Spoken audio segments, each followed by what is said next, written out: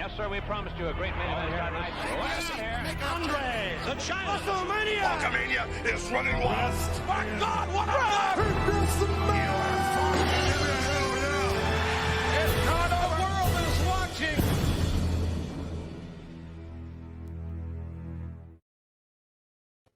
What's up, everybody? We were talking about this for a while.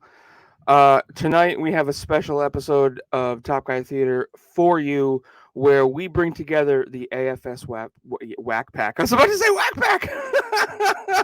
This is not Howard Stern. We put together the AFS Wolfpack, and you'll see who that consists of. And I've got Money Mike joining us this evening as well, so that he can poke the burning questions. And as I always say, this is a takeover. This is a Wolfpack takeover, so away we go.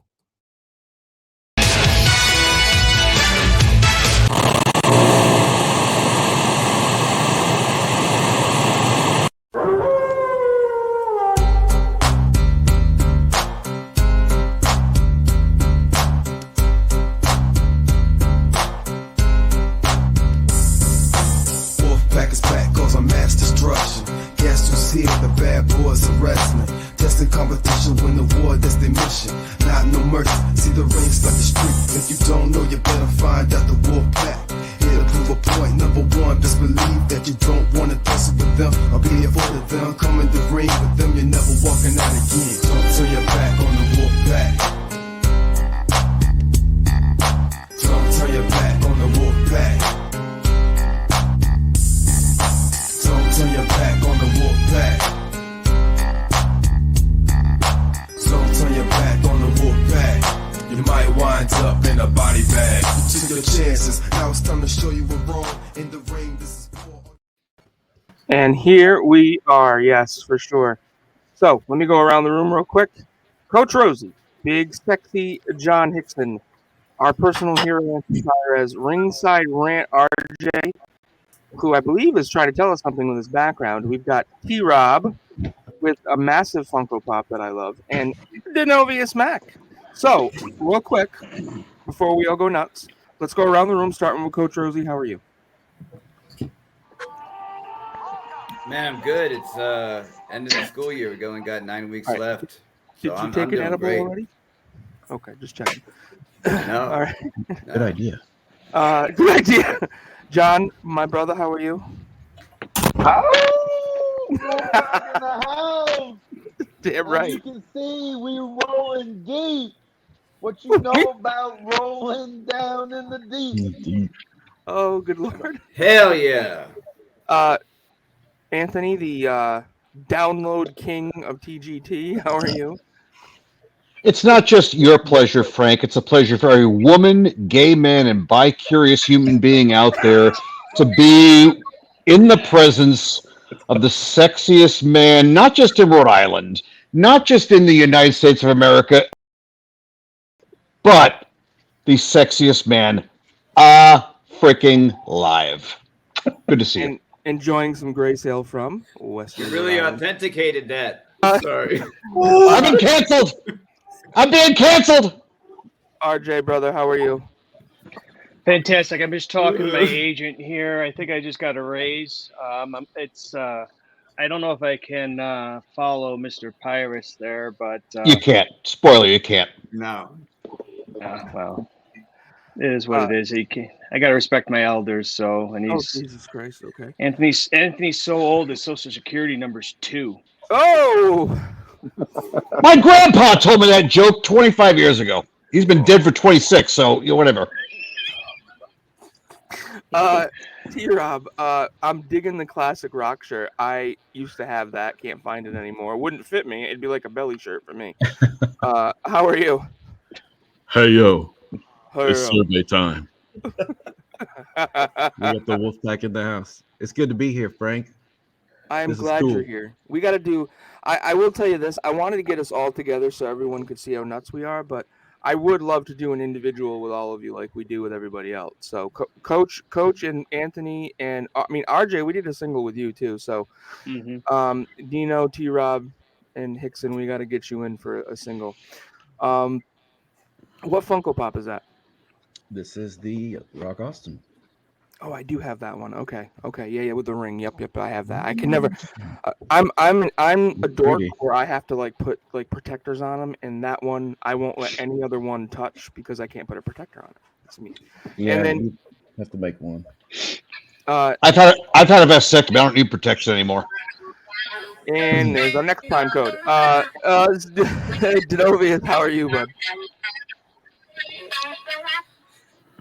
Honestly, depending on how this goes, this might become the Patreon exclusive. Excuse me, sir. No, sir. No. Allow me to volley this idea off you for 1 second, sir. RJ, you have a wonderful podcast, sir. All right, I'm doing well, guys. How are you guys? The token is here. The Rock says, know your role and shut your token. mouth. You pansy ass money Mike. Oh my God, you took it out of the package? That's what she said. Ooh. Yeah, no, I like playing with them. I like Hey playing. guys, sorry for showing up late, but I had to be act my color, so it's okay. All right. So real I quick, didn't know Puerto Ricans were late. I do this from time to Keep time. Where calm I'll, and let Mac handle it. See that? that's Keep awesome. I calm and fucking let love that. As long as it's not scheduling. Hey, let the captain guide the ship here. Listen up to Frank for a little bit. He's got some directions for us. Hey, hold on. Boobies. Pirates. So Boobies. There we go. So real quick, I do this from time to time if the private chat is interesting. So I'm going to let everyone here that's watching know what the private chat says. During the open, which was made specially for this, RJ says, no blue chew needed, I'm hard. So just so you all know, because earlier before we started, I had some Europe playing the final countdown, and Coach Rosie says, I snorted a blue chew. So which we don't know if that's really true or false because you never Got know. me fired up. Got me fired up. We're gonna, guys, we're gonna watch WrestleMania 17, and I've obviously, we're gonna talk about the matches we don't watch, and I wanted to push in Kurt Angle and Chris Benoit because everyone thinks it's forbidden to talk about him. We can talk about him a little bit, but unfortunately, I did drop that match just because of the timing of everything. Be honest with you, if this show is short on time, we can go back and watch it if we want. So let's everybody fire up the Peacock, and we're gonna go to WrestleMania. Fire the cock. RJ. We always say that. Right. Open the cock. We can check out the Chris Benoit when we all hanging around. We can do it. We can do it after too, and make that a Patreon exclusive. Oh Lord have mercy. Oh my God, I get it now. Oh shit. Michael McClanahan, time code. So poor guy. Okay, what did I miss? G dropped a joke grenade and it landed a few seconds later. Oh yeah, that was. It took me a minute. So season 17, episode 1. Obviously, I hate Peacock when they do that. So we're watching WrestleMania 17. I'm gonna try to track the open. Season 17, WrestleMania 17. You're killing me again. Oh, I'm sorry. Wait, it's 17? Yep. Lord have mercy. 37. Lord have mercy. So let's do next. Yeah, I'm watching WrestleMania 17. For all my dyslexia friends, it's 71. Let me know when you're all ready now. I'm ready. All right, I'm gonna try to track the open now. Here's the kicker. Did somebody hit play already? Don't hit play yet. Oh, my bad. We didn't say play. Jeez, amateurs. This is why none of you ever get 20,000. This is why none of you will ever get 20,000 views. None of you. Carry us, Anthony. Carry us tonight. None. You're curious? My bad, guys.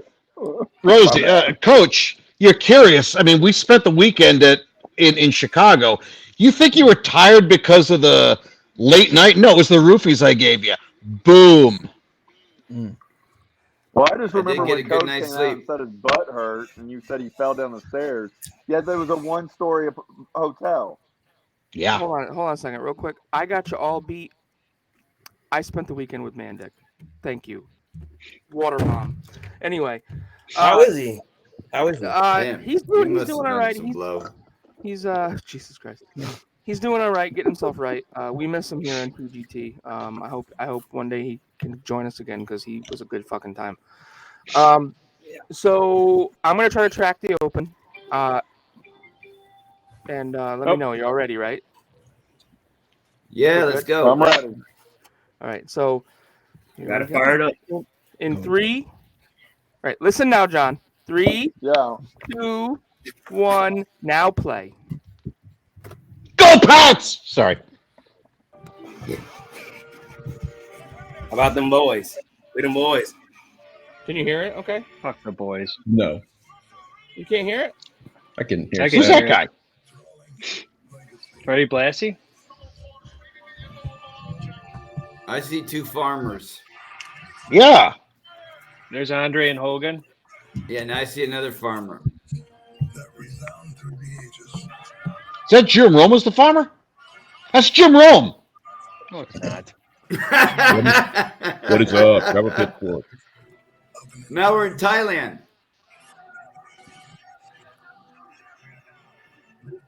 Oh, it's Japan.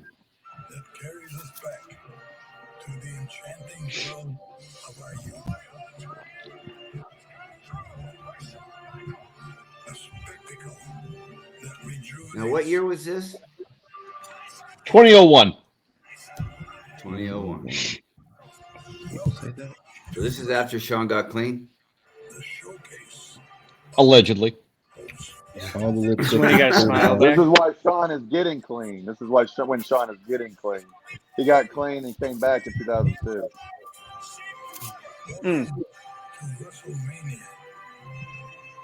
John Wayne Gacy's in this? And that's it, folks. We'll see you next week. I love this song. Love it.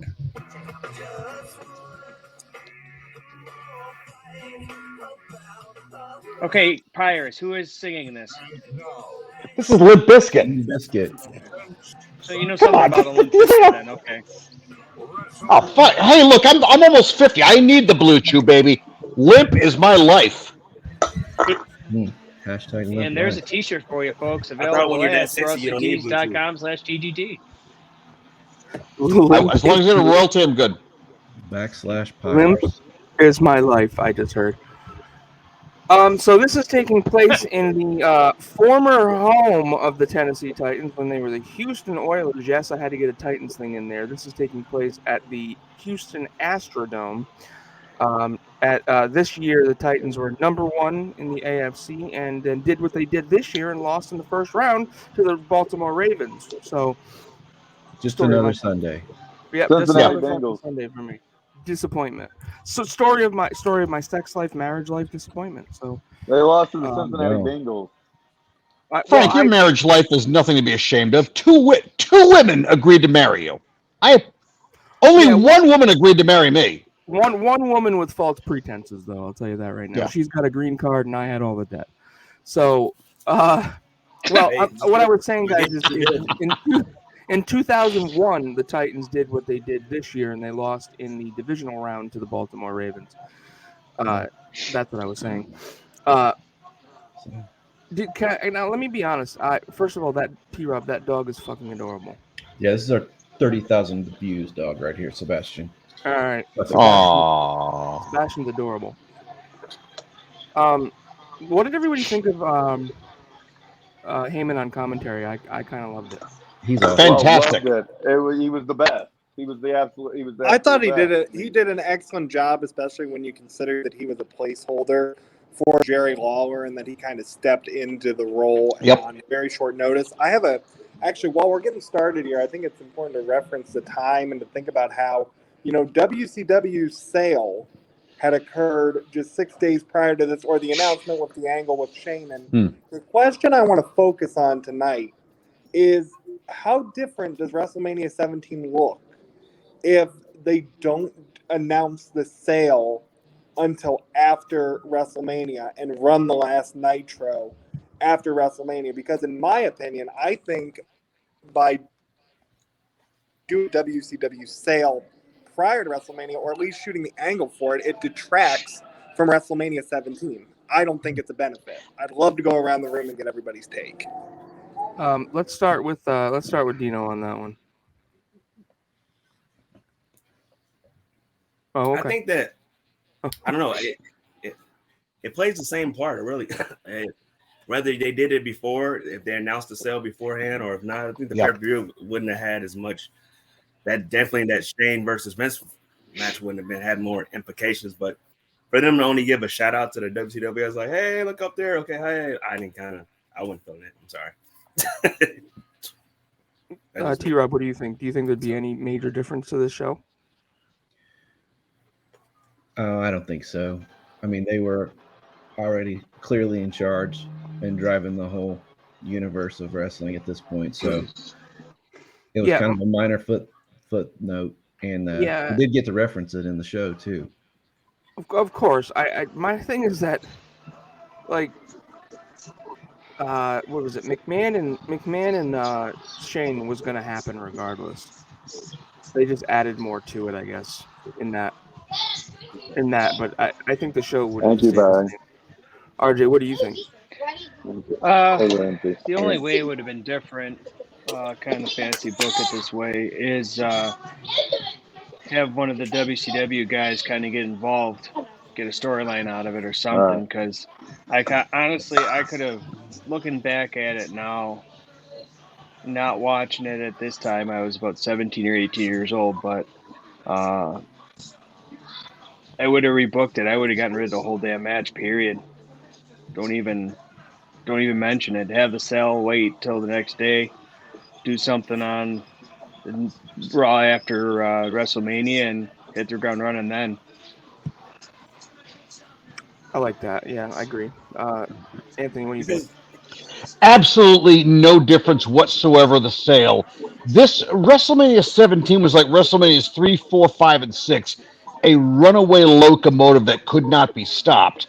The fact that WCW got bought out by WWE made no difference. The McMahon versus McMahon match was already set in stone with Mick Foley as the referee. The sale of WCW was simply happenstance at that point. It did nothing for it, did nothing to add, it did nothing to detract. Yeah, I don't think ticket sales would have changed regardless. Nope. I think it was sold out anyway. The show was going to sell out regardless. Now, Coach, what do you think? Well, I agree with what everyone's saying, but I'll take it from a different perspective. Here's something positive about all that. The sale for WCW did not go through for Eric. I think if it would have gone through, he would have flopped because that was a dead promotion. Yep. So I'm happy. Damn right. I'm grateful that sale didn't go through for him because I think that would sink either way. And affecting this WrestleMania, hell no, they were a small fish in a big ocean. John, how about you? Do you think this would have been different had they no, announced the WCW like thing Pires. Well, I think that they should have announced the WCW thing after, due to the fact that it did just add a random distraction to the match. The match is already set. You have a father versus son. You have Trish being the love interest. You have Linda being in a coma type state. It's a family deal, and then they just add this thing 6 days earlier, going, "Hey, look at WCW," and it's just a bunch of jobbers up there, sitting there. It could have done without. Yes, I agree with you. If they would have announced like the next night, it would have been a little bit better. Yeah, a little bit better. Look at his chest. Look at Lord Steven Regal's chest. He's been getting chopped. Look how red that is. And William Regal's another interesting one. And I think when you think about him, I don't focus so much on his in-ring career. I look at what he's done from a developmental perspective with the NXT talent. And I think his release kind of sent shockwaves through the industry. What do you guys think, at the end of the day, William Regal's kind of impact and legacy is going to be? And do you think there's still a place for him in the wrestling environment? Because I, for one, would love to see either A, a podcast with Conrad, or B, I think he could be an excellent acquisition for AEW, especially when you consider that Cody Rhodes has now left AEW. So let's do the same thing again and kind of go around the room. I'll go first. Yeah, Coach, take it. I think he should go in the podcast world because his style of wrestling is kind of getting phased out of the current programs. It's more high flying. It's not as physical. I mean, Lord Steven Regal can teach promos and all that still, but his coaching style is probably pretty primitive and teaches them a lot of these old school moves. And the kids now want flippity flop moves. Can I follow up? Can I, before we go to the next person, can I go back and forth with you for a second on that, Coach, if you don't mind? Couldn't you make the argument? Please do. Couldn't you make the argument that the fact that his style is so different, is so distinct, whoever he teaches that style to in the marketplace is going to have a competitive advantage in that they're going to stand out against everybody else, and they're going to have a different kind of match that's going to capture people's attention. I mean, look at even the modern day Brock Lesnar. He was somebody that has a very distinct style, and I know sometimes people say, oh, his matches are formulaic, but you know what? It's a different formula than what we're seeing. So I think his would be very special in terms of what he provides. I think there's still a place. Well, I would say if that was the case, then FTR would be champion still. I mean, yeah, they draw attention, but, they're not top guys like they should because they are going with the younger Jungle Boy, Luchasaurus, gimmicky type stuff. They're going away from that stuff. Oh, I'll get me started on that. But you're right, too, Money Mike. I can see your perspective as well. Thank you. Anthony, I'm going to jump to you just because I caught on that you said, don't get me started on that. Could you talk a little bit about the Jungle Boy Luchasaurus style and kind of maybe what your perspective on it is and do you think it's beneficial? Well, Coach said it best. They're gimmicky. I mean, Jungle Boy's fine. I hate the name Jungle Boy. Call him Jack Perry, for Christ's sakes. In terms of what Regal could bring to the table, yeah, you're 100% right. If Regal were relevant, which I wish to God he was, FTR would be the perennial World Tag Team Champions of AEW. Unfortunately, you have a gimmick tag team that, let's face it, Luchasaurus, come on, really? I don't see it. I think there's a place for William Regal as a trainer, but Coach was right. The fans today want the flippy floppy BS that I hate to say AEW is providing. We'll see how they handle Red Dragon because they're pretty physical and mat oriented. We'll see how if they get a push in this three-way match that they're having. I'm afraid that whole match is just going to be a three-way in which the Young Bucks and Red Dragon argue the whole time, and Luchasaurus and Jungle Boy get a fluke pin. I think they'll win the match, but it's not. Again, their title reign won't mean a damn thing because of that. They're a gimmick. I like Perry a lot, but the team itself should not be World Tag Team Champions because they're a strict gimmick. And we were told this was a sports-based This was a sports-based wrestling program. Can we actually focus on that for a second, Anthony? And I know I'm kind of going off on my own here. And Frank, if you got to steer the ship a little bit, go ahead and interject. But I just want to focus on when you said sports-based wrestling alternative, because if we really think about it, a few moments ago, we talked about the sale of WCW. And that was really, AEW has been the first major, I'm not excluding or devaluing Impact. I know they were competition as well. But the first that got mainstream attention was AEW. So how fulfilling that prophecy of a sports-based wrestling company? Because I actually think they're doing a relatively good job of that, even though, because you have to have, it's like Eric Bischoff's always saying, you have to have that variety there. I think by focusing on the records, it's good. Like, I can honestly say AEW to me is different. Impact used to give off a vibe of WWE Light, but to me, AEW is different. So let's start with John Hixson, and if you want to start, and we can kind of go, this time we will go around the room. So back to the William topic you were talking about. Like you said, William, excellent.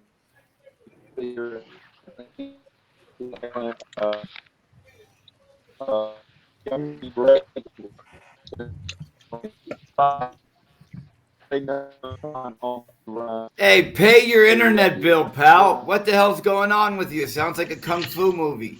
Got that Tony Schiavone level internet. Yep. So I don't know. I thought it was working still in fine. form. Is he good? You good, John?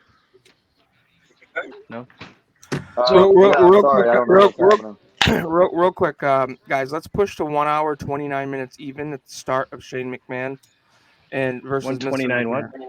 129 even, 1 hour 29 minutes, no seconds. So let's push to that real quick. And while you're doing that, the matches we're skipping: Taz and the APA defeating Right to Censor, Kane defeating Raven and Big Show in a triple threat match for the Hardcore.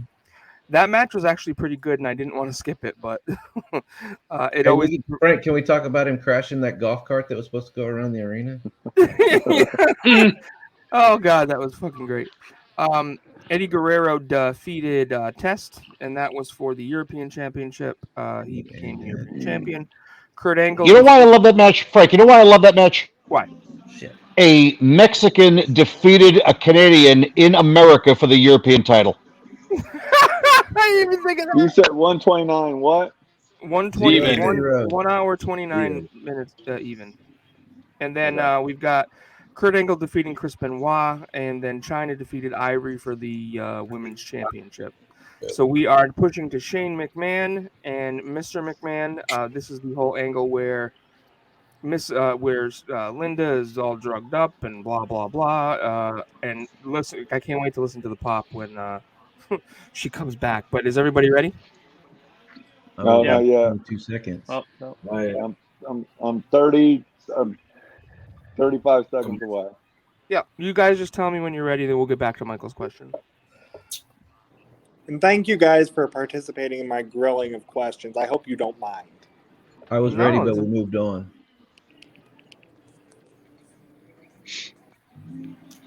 Damn it, you Money Mike. Nobody told me I got to think around here. I think Monday through Friday only. Weekend for mine. All right, I'm ready. Anthony, you good? All right. D, you good? T-Rob, good? Yeah, I'm good. Coach, good? I'm good, baby. All right. In 3, 2, 1, and play. And here comes Shane McMahon. So let's get back to the Go Pats! Oh, Jesus Christ. Let's get back to the question. Who's up? All right, sorry. Look how young he looked. We got you, John. You want to answer it? Go ahead, John. Okay. All right. So Yeah, we hear you. Money Mike's right that AEW comes an alternate. If a place where William Regal could be an alternate is if he manages guys like Zack Sabre Jr. or Will Ospreay showed up, where those guys can do the finger, gripping and knock things, or bend and do the European style and kind of be a mouthpiece. Other than that, William Regal would have to either get a job back at the WWE or he needs to get in the podcast world. Anthony, what about you? Did you answer already? I already did. Yeah, I'm stupid. So I know that. You wanted to. You talked about the Regal thing, right, Michael? Absolutely. Okay, so this is gonna be my bold prediction. Obviously, I'm probably talking to the right audience for this. Is the flippy floppy bullshit's gonna start to end this year in 2022? You're going to start seeing a lot of more of a mat-based wrestling. You're going to see a lot more of technical wrestling thanks to Mr. William Regal and a lot of these guys like an FTR, Bryan Danielson. I almost called him Dean Ambrose, but John Moxley.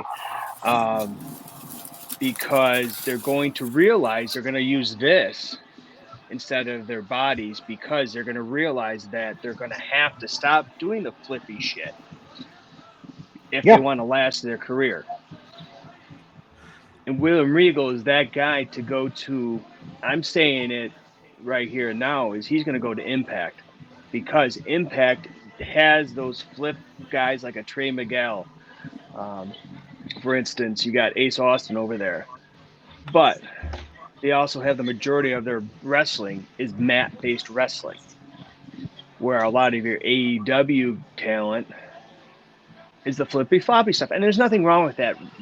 Wrestling is so great, guys, and I'm sure you guys can agree, there's everything in wrestling for you. If you like the flippy floppy stuff, you got that. If you like the technical submission wrestling, you got that. If you like the comedic stuff, you got that too. I think AEW has all that. Everything, and they have it all in one promotion.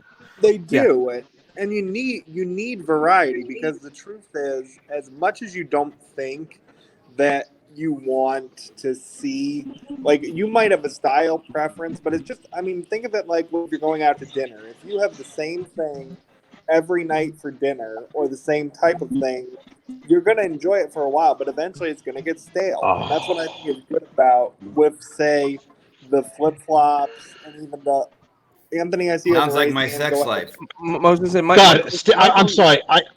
Stephanie is walking to the ring right now. Oh my fucking! Anthony Oh my just went God! like this. Stephanie's walking to the ring. Oh, I just went from 6 to midnight. Oh God damn!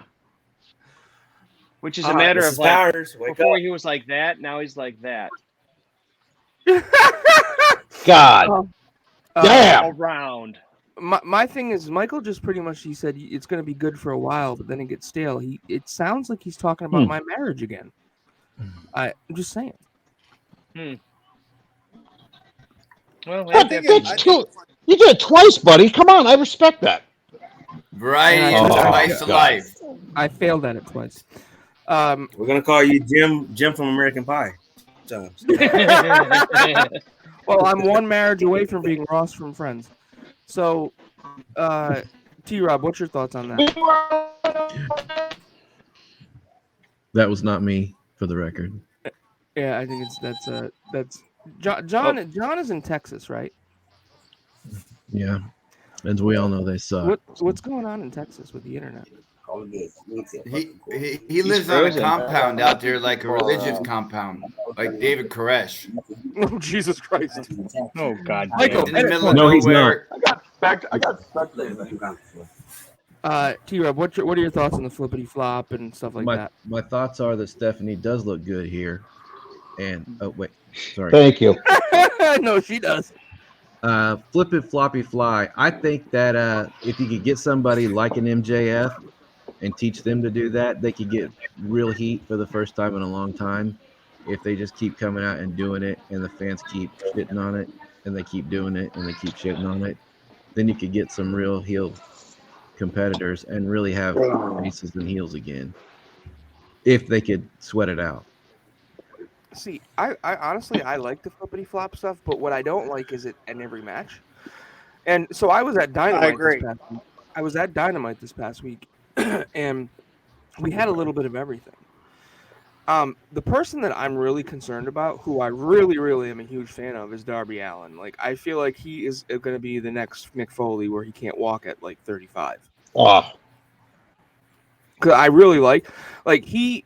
Oh. If anyone saw I'm not sure if everyone watched Rampage, but he came in and he did you see what he did to Matt Hardy? He just runs into the ring and just like shoulder. He busted himself open. He bloodied his own nose.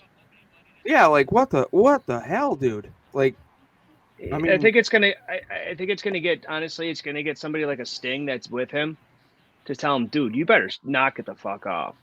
And my other thing is if he hits that coffin drop the wrong way, he could snap his neck. Yeah, don't you think? He must get whiplash every time he does that. Yeah, because there's no protection. You know, he does this, and he goes and also like. He's got to trust that the person he's falling on is going to catch him the right way. Like, that's just I mean, I'm sorry, I went on a tangent there, but you know, that's why you're the boss. You're the boss, yeah. What do you think? Do you think William Regal will bring something to another promotion, maybe calm down the flippity flop stuff and get us back to a mat wrestling? No. Terminus, the new Jonathan Gresham promotion. Anybody see that? I have Anthony. It's great. That was wrestling. Yeah. That was freaking wrestling. Regal, they have no money. They're a niche thing. That was friggin' wrestling. None of the flippy bullshit. It was hard nosed. You can't even wrestle outside the ring because after 5 seconds, it's a disqualification. Mm-hmm.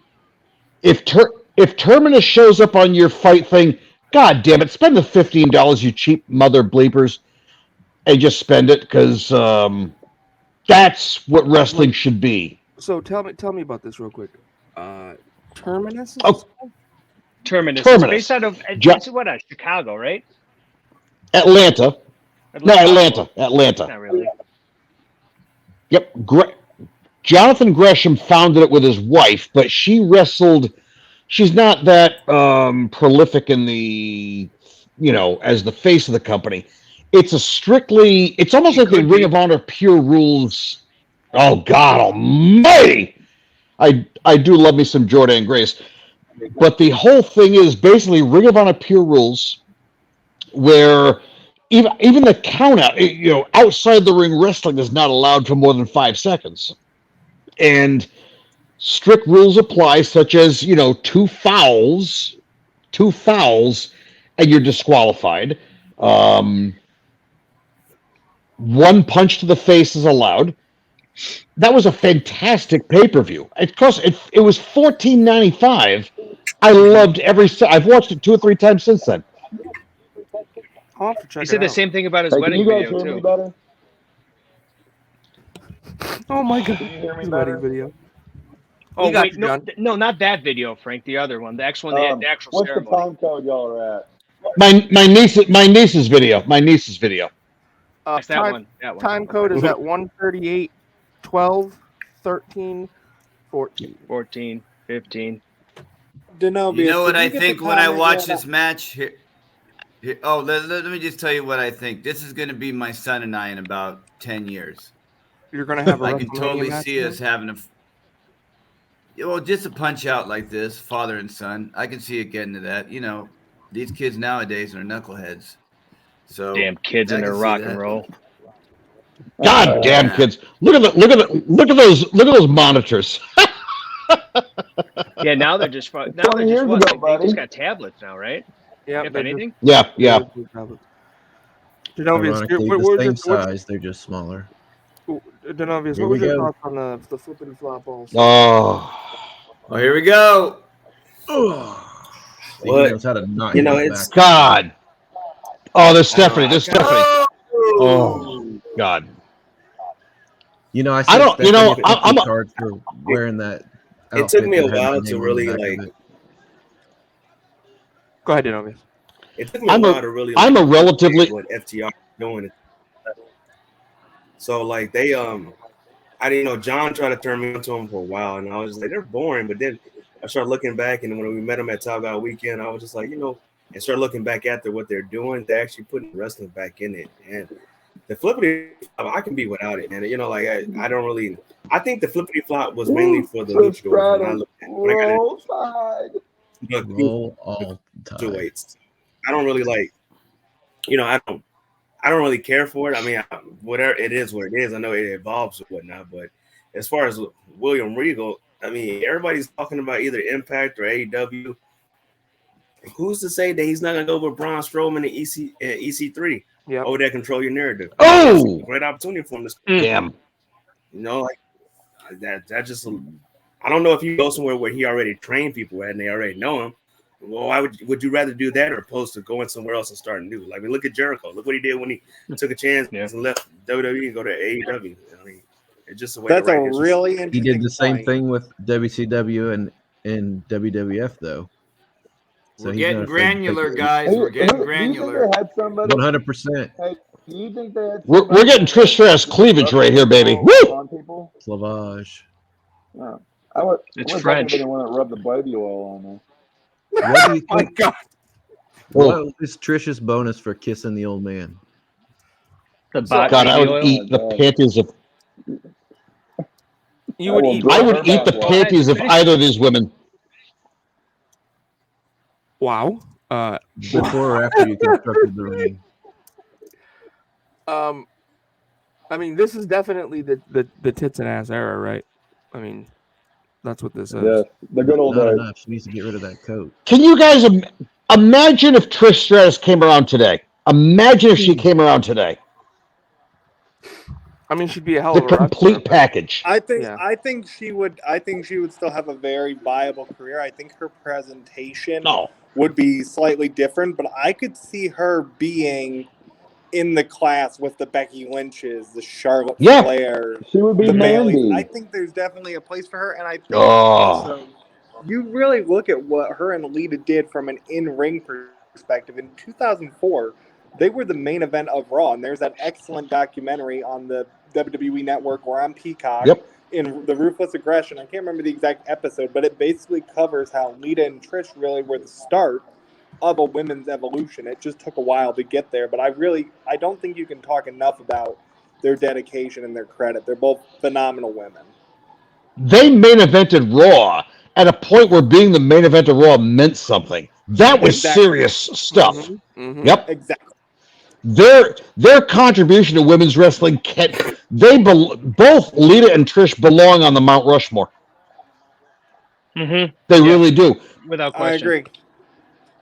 And it was an interesting. I think it was maybe the Stone Cold Sessions or the Becky Lynch episode or one of them, but it was when they said that Lita and Trish were what they looked up to and what they aspired to be. So you can't ever look back negatively on the Diva era, because the Diva era is what influenced so many of the modern wrestlers that we have today. I want to focus on one thing, though, to bring it back to the WrestleMania match we're watching.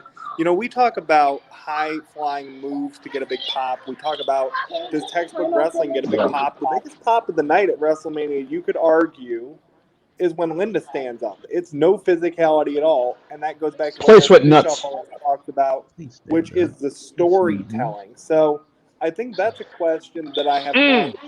What in each of your opinions was a story that, or actually I'll phrase it this way, because we're going to move from WrestleMania 17 to modern day. What's the last to invest as a, and maybe kind of lose yourself in a story again? And for me, it was the return of CM Punk, because that felt real. But I'd love to know what your guys' thoughts are. And let's start with, who haven't we started with yet? Let's start with RJ. Go with T-Rob. RJ, So what was it? What was your question again? I'm sorry. What was the last storyline that got you to really invest as a fan? Because we're talking about how here the pop when Linda stands up, that's really very storyline driven. We're going to see it here in a little bit. Hogan, or Austin and Rock. Because this was when wrestling was wrestling. This is when you didn't have to worry about kids, guys, whatever, going on their phones within 2 seconds. You're seeing these flashbulbs going off during this whole match. This is the shit that I miss, because you're not clamming after your phone to take pictures. You're not checking Twitter. You're not checking Instagram. Oh, hell, I'm at WrestleMania. Let me take a selfie with this shit. Yeah, no. I can even go as close to what you said, Michael. You can bring up CM Punk and John Cena. They're at Money in the Bank in Chicago. Yeah, is he leaving? Is he not leaving? Is he going to win? Is he going to lose? We don't know. If CM Punk is good for something in this wrestling business, that was it. Now you're going to see him really get these young kids to get those microphone skills. So, like I said, I may be going back this far to 2001 here, may be a little much, but for me, that's basically when it, really hit home. Thanks, RJ. Just because I noticed we got a special guest referee in this match. And RJ, I noticed your background. Do you want to take maybe 2 seconds and talk to us a little bit about maybe what your background represents and anything? Oh, sure. Let me get out of the way first. You don't want to look at my ugly face. Cheap pop, cheap pop, cheap pop. Might as well. So it's called Reffin It Up. It's going to be launching on March 23rd, week before WrestleMania. Myself and former WWE NWA referee and current Impact Professional Wrestling referee Brian Hebner we'll be narrowing down. We're going to be discussing one specific wrestler each and every week, get his opinions on it. We're also going to have a segment where he'll actually tell everybody what he would have gone through if he was a referee. Everything from the day of, the day before, getting to the venue, talking to the guys, trying to figure out what's going to happen. So definitely looking forward to sitting down with him within the next couple weeks to record the first episode. You can follow it over on the Twitter gimmick at Ref. I got to look at it. I already forgot about it. Already subscribed. At Reffin It Up on Twitter and Instagram. Took a leap of faith here and shot my shot, and it worked out, and really looking forward to it. We're go over iTunes and Spotify. We're already on that. So go over there, subscribe, and follow this great journey that he's got a lot of good stories. And for those of you that recognize that name, he is the son of soon to be, he should be a damn Hall of Famer, Earl Hebner. Baby Earl. Congrats. Very Thank you. excited for you, RJ. Big fan of the work that you and JD do as well. Great to see you getting back in that interview role as well. I know you love that. So just wanted to give you a chance to shout that out. Appreciate it. Thank you, Michael. Shane McMahon goes over. and As he what I think was an underrated match. I still love that match. Yeah. The street fight, Frank, you love the street fight? With Vince and with Shane, yeah, I loved it. Yeah. Loved it. Do you prefer, Frank, that one or his street fight with Kurt at King of the Ring? I know they're both different. Oh, God. Just curious to make you pick them. Pick one. Well, I'm going to go with Kurt because the glass spots were really cool. But when you talk about a Vince McMahon street fight, I'm obviously partial to the one he had with Shawn at WrestleMania 21. No, between the two matches, between Vince and Shane at Mania that year, or Kurt and I'm picking the Kurt one. The Kurt one. Kurt and Shane at King of the Ring later in June. Of those two, which do you prefer? Oh, Kurt. The Kurt match. I love this match too. I think with the Linda storyline is what I like, because first of all, her acting was pretty damn good, because that girl didn't blink once until she stood up. So I don't know how the hell she pulled that off. Yeah, that was amazing. She's sad now. Someone's sad. So, Coach, how about you? What was the last storyline driven thing in wrestling that really got you? The one that got me thinking about this current stuff doesn't do it. They don't give it enough time. I mean, they get through some stories in WWE in a month and in AEW 3 months, so I don't get into the stories. They're just quick entertainment. Last one for me would be the 2-year run between Cena and The Rock when they were going at it. Mm-hmm. That was a good story. That was a great story. That was a great story, Coach. Anthony, I don't remember what numbers they were, but they were back-to-back. 28, 29. They're good. Yeah. There is a story I loved a lot. It was, I forget what year it was, and forgive me, at my age, I sometimes forget the years. It was when John Cena had, quote-unquote, no path to WrestleMania. He lost at the Royal Rumble. He lost at the Fatal 5-Way. He got beat heading into some Raw match. He had no path, and he was going to go to WrestleMania as a fan. And he challenged The Undertaker. And for 5 weeks straight, he went out there and called out The Undertaker. And I'm, of course, as a Monday Night Raw viewer, I'm expecting the lightning. On the last week, I'm expecting the lightning to hit, Undertaker to come out and accept the challenge, but it never happened. Cena shows up at WrestleMania. It was the WrestleMania where Asuka and Charlotte wrestled. 34 in New Orleans. Mm-hmm. WrestleMania 34 in New Orleans back in Okay. John, you were there. And I was at WrestleMania. Go ahead, Anthony. Somebody shows up and tells Cena, he's here. Cena comes out in his gear, and it's Elias. And Cena just beats the hell out of Elias. All right, fine, whatever. As he's walking back, the goddamn Undertaker hat, gloves, and jacket are in the ring. Mm-hmm. And they do a 3-minute match, and that was worth the price of admission alone as far as I was concerned. No. That's an awesome That was match. that was a great story. That's an awesome match, and I'll tell you what, I highly recommend people check out The Last Ride, the second episode on Peacock. Yes. It was into great, fantastic detail about that match and even about the prep for the match and getting it set up. And I remember that storyline too, and I thought every week, like you, Anthony, oh, he's going to show up this week. And he doesn't. Yep. And he doesn't. And it worked. It completely was the best storytelling you ever had. I had not on Facebook. I was going like, God, I just would write, God damn it, say ... something. I had non-wrestling fans saying like, who? What? What's going on? Who said nothing? I had non-wrestling fans on my Facebook feed going, what's going on? Please tell me. So I told them, and they're like, oh my God, it's this. There was a couple of people that were interested in WrestleMania because of that alone. T-Rob, how about you? What was the last storyline that kind of grabbed you? Well, I was out for like 18 years, so I missed a whole lot of that stuff. But I like the ones from our era, you know, this era that we're watching here. I like when they keep going back and forth with each other. The whole thing between The Rock and Triple H.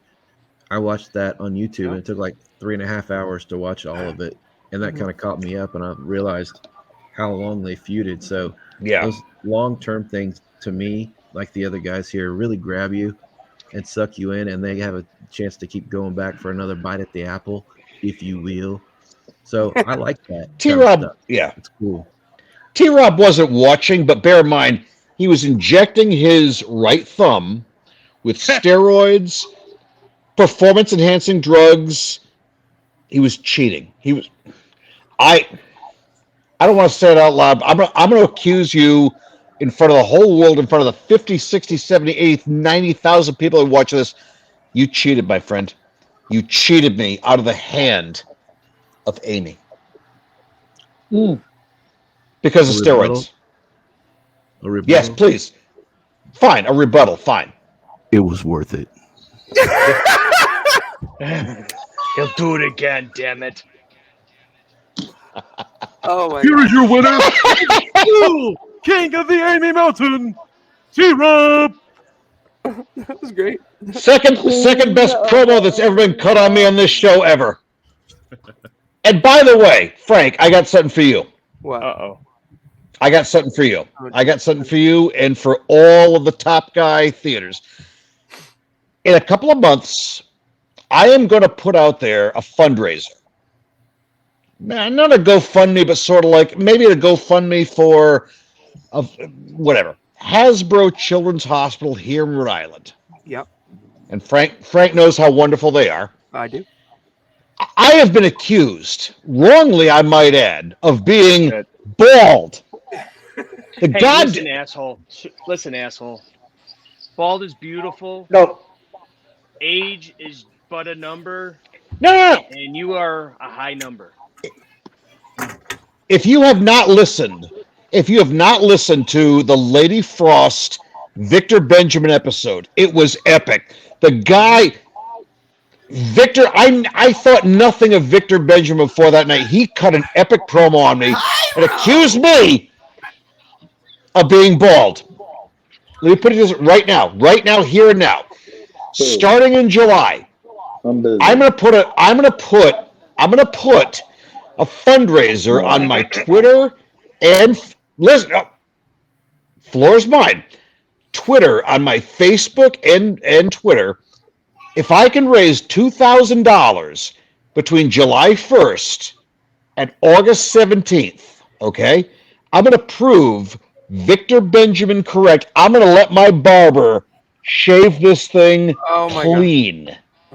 Clean. If I raise $2,000 for Hasbro Children's Hospital, I will shave this bad boy. And guys, all you on YouTube, take a look. I'm gonna focus it. Look at this hair. Nobody. Denovias, you're a bald mother bleeper. RJ, you're bald as hell. Frank, you do this. Coach, take the hat off. Come on, Coach, take the goddamn hat off. He's I have a yarmulke. You're bald. Yeah, I'll take it off. I'll take it off. The flesh, Put it back flesh-colored yarmulke. If on August the 17th, my birthday, on August 17th, 2022, if that thing has raised $2,000 for the Hasbro Children's Hospital, I will go live and let my barber take this hair completely off. So Victor Benjamin will be correct that I'm bald. It'll be voluntary. I'll do it. I'll put the post up coming up in May. I will do that. But for $2,000 to Hasbro Children's, I'm going bald. I mean, let's Hey, see. my dog today. My wife shaved my dog. Hey. Bald. Hey, Well, your dog is a Pyros, I got bad news for you. You're already 10% taken care of. What? I'll put it down 10% right now. All you got to do is collect 90%. One thing I have to say too. One thing I have to say too, Anthony, while you're talking about all your charitable causes, I do have to say, we joke around and have a lot of fun on this show, but you are one of the most giving and involved individuals in your community, and I think it's wonderful and commendable, all the work that you do, and especially around the holidays, you do a lot of things for your community, and it's fantastic. Hey, for this, as soon as Money Mike starts praising me, the whole thing craps out. Start over, please, Mike. Let me go ahead and interrupt you.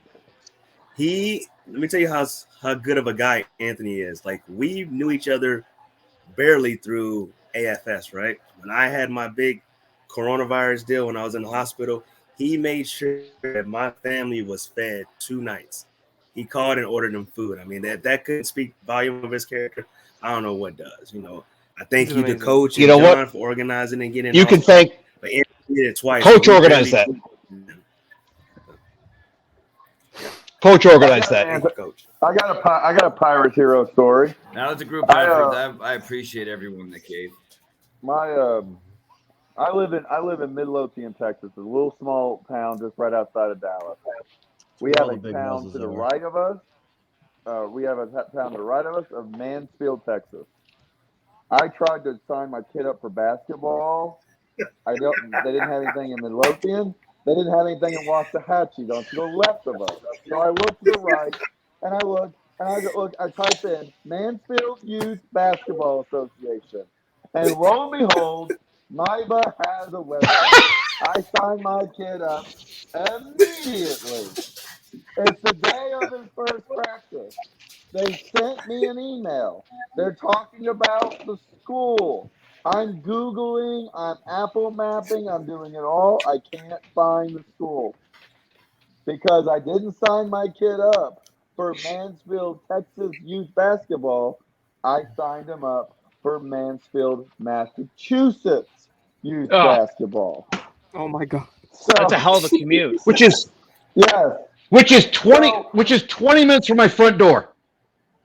So I asked Anthony in the Wolfpack chat, Anthony, how far are you from Mansfield, Massachusetts? And he says 20 minutes. 20 minutes. I can walk there in 3 hours. Now I don't want to be cheap, so I don't want to lose my $119. So we've been flying to Providence, Rhode Island, every Friday, so my kid could go to basketball, and we've been staying at Anthony's house. So it's worth it, baby. Anthony again for all of this hospitality. T-Rock. As he is just the salt of the earth.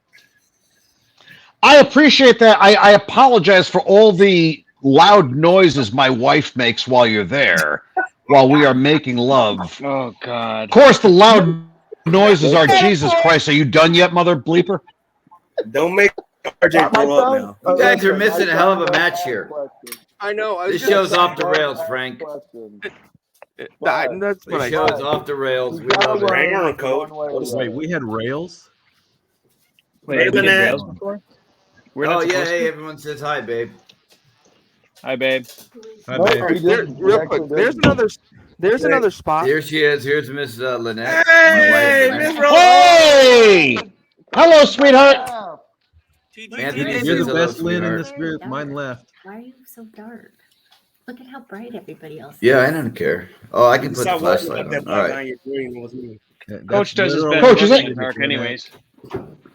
Coach, Ah, there we go. Basketball coach. He's used to dark.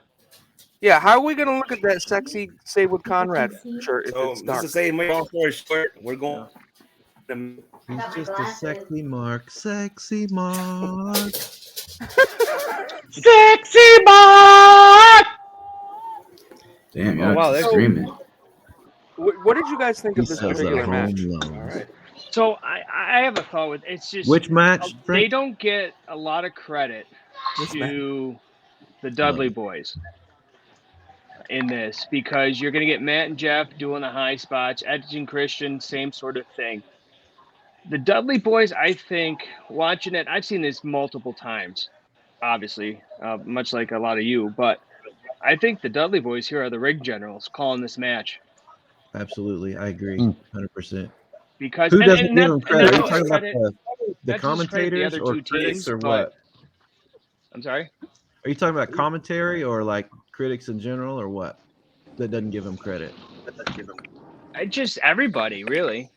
I just think Yeah. You know, and I agree that with you on that. They don't RJ, get because enough if you credit listen for back to their like I don't know how to say it, but as far as their calling matches in the ring, obviously Devon is a producer and all for WWE, so that goes to perfect example. But Bubba Ray is just he's got a lot of slack for being one of those bully rays, so to speak. Oh God, But Christian. I see what you did there. they don't really get enough credit for being those ring generals because you hear a lot of people calling single stars a ring general, like a Triple H, like a Ric Flair, like a Seth Rollins, like an AJ Styles, but you never hear anybody consider a tag team ring generals. Any one of these teams, if it wasn't for you take one of these teams out of the WWE at this time, the tag team division would have been shit. That's a fantastic point. These are the three that really put it. Because there's only so many times you can have the Hardys versus any combination of it going against each other. You take one of those out, you're screwed. Right. Did y'all see I that? agree with you, RJ, because if you listen back to John Oh, well. Alba, when he was on that one up for debate, when they were talking about between Edge and Christian, the Hardys and the Dudleys. Sure. To me, it's all day. It's the Dudleys. I mean, the stuff that they had. I mean, they were together for so long. I mean, two different promotions, and they won titles more than any of them did. Together. Right. Now, individually, whatever. I mean, but still, their psychology of the matches and the way they put their bodies through it. But you also have to. You also have to take into Mike account, Dudley. take into account Denovias too. Is they didn't do it just in WWE. They did it in ECW. They did it in New Japan. They did it in Impact. They did it Germany. They did it in Mexico. They did it all over the world. Yep. And they adapted their style every time to whatever promotion they were in. So I'm a huge fan of them. And I think the other thing is when they finally did the split in 2010, 2011, and you got the Bully Ray character, my gosh, what a phenomenal singles run he had. And even Devon, the stuff of Aces and Eights, which is a Top Guy Theater Archive episode. With Eric Bischoff. I just think the work that they did was fantastic. Yep. Oh yeah. Oh yeah. If you love the Dudleys, go into the archives of Ring of Honor not too long ago. The Briscoes against Gorillas of Destiny for the ROH Tag Team titles in a ladder match. It was a pay-per-view. I forget what it was. Lita, hello, Lita. Phenomenal match. Guess what? Wait. Guess what Anthony, they shut up. did? You know what they Anthony, did shut that up. night? Lita. What? Lita, shut up. Lita. Oh, Lita. Oh, Lita. Sorry. God, I would sniff her panties for God. Point. Okay, another time. And that's why I did that, Frank. You're welcome. I want to eat her panties. He just. Oh God. Lita Conrana. Sorry. Oh, that'd be great. Going on the list. Twisting whale tail. Ooh.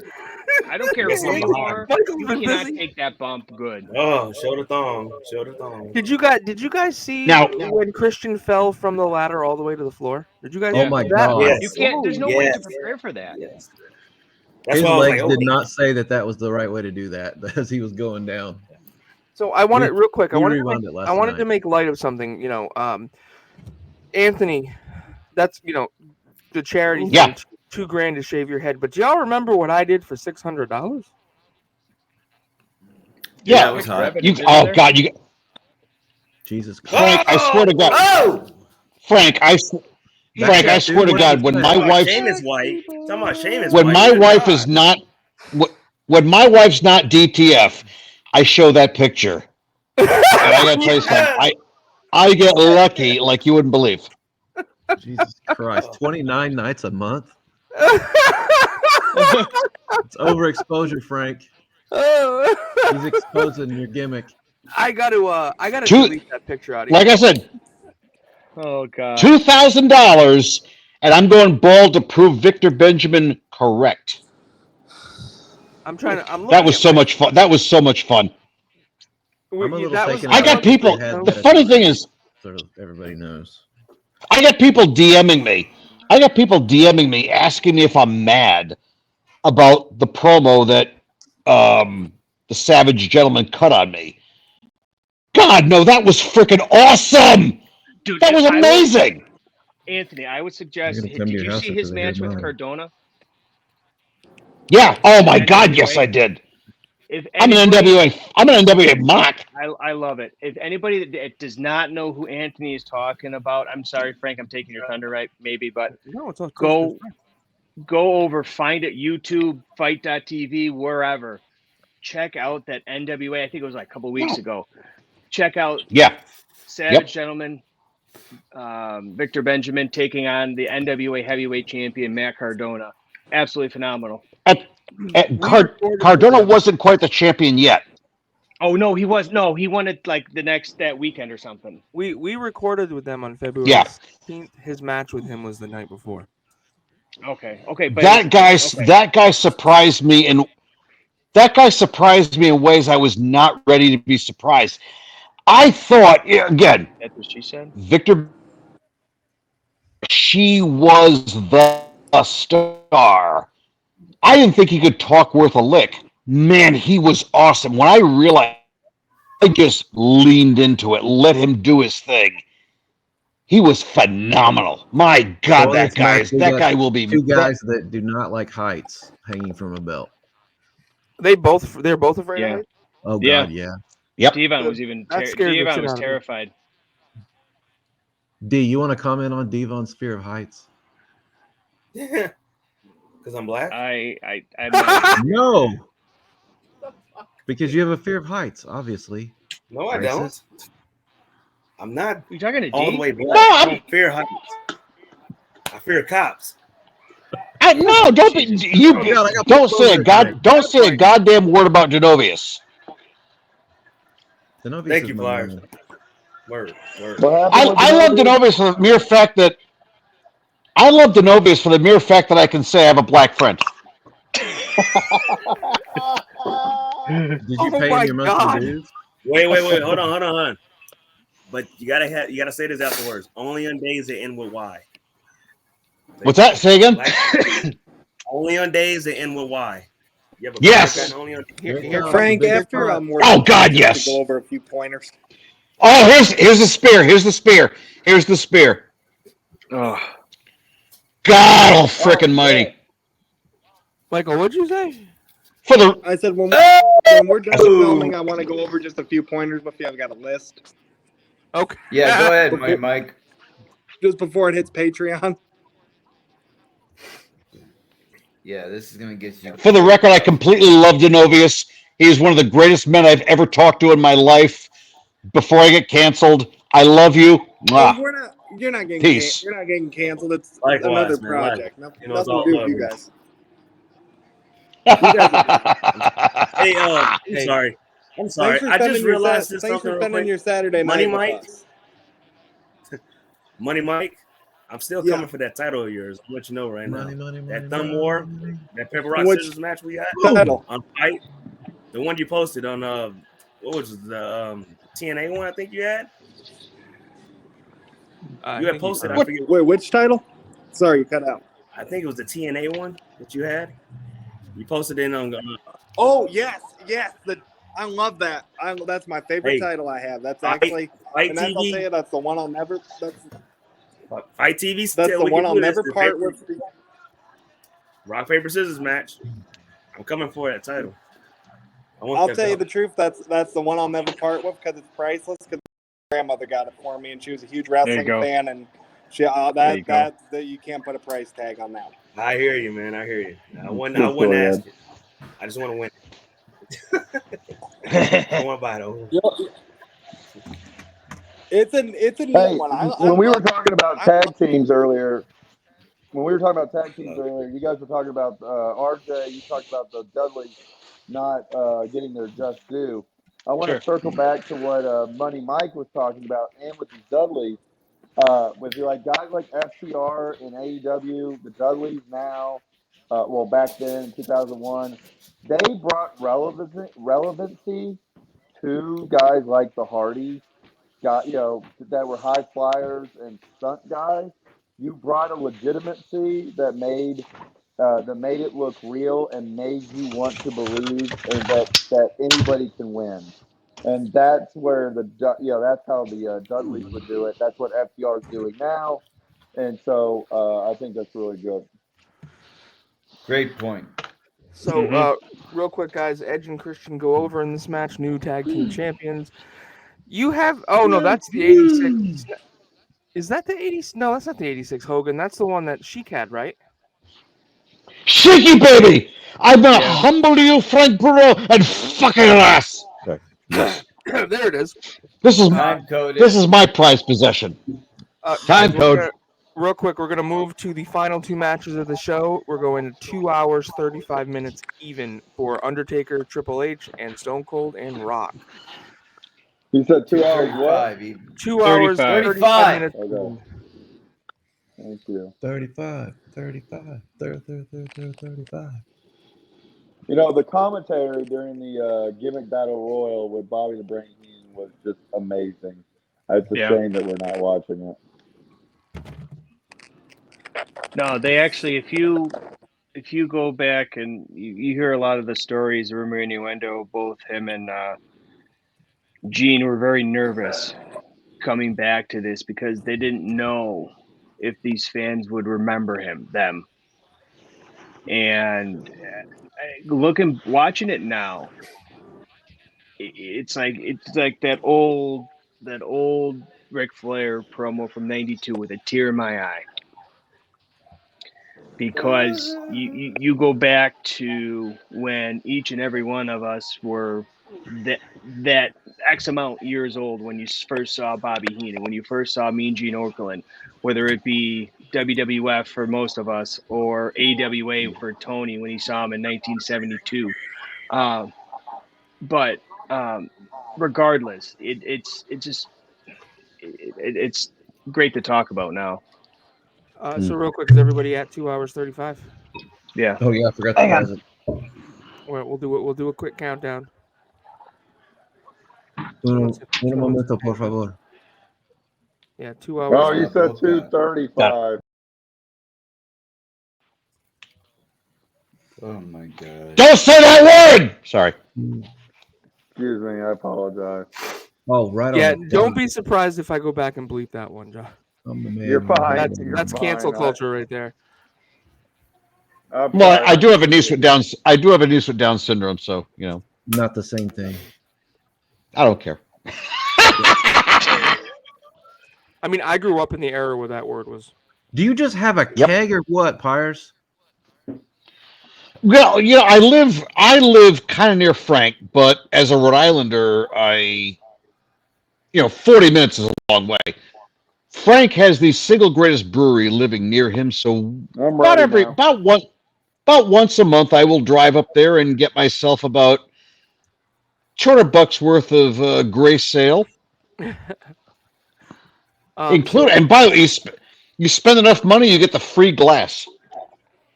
So real quick, everyone's ready. We're gonna go in 3, 2, 1, play. And as they like to say in the show, this is Motorhead, and we're gonna kick your ass. Track it. Anybody ever seen Motorhead live? Lemmy. Has anybody ever seen anybody else sing into a microphone like that? Can you hear this? No. Where's the what match are we on? We're Motorhead, and we're gonna kick your. By the way, when Motorhead played live, that's literally what Lemmy would say. We're Motorhead, and we're gonna kick your ass. Can you hear that? Okay. Mollyhead.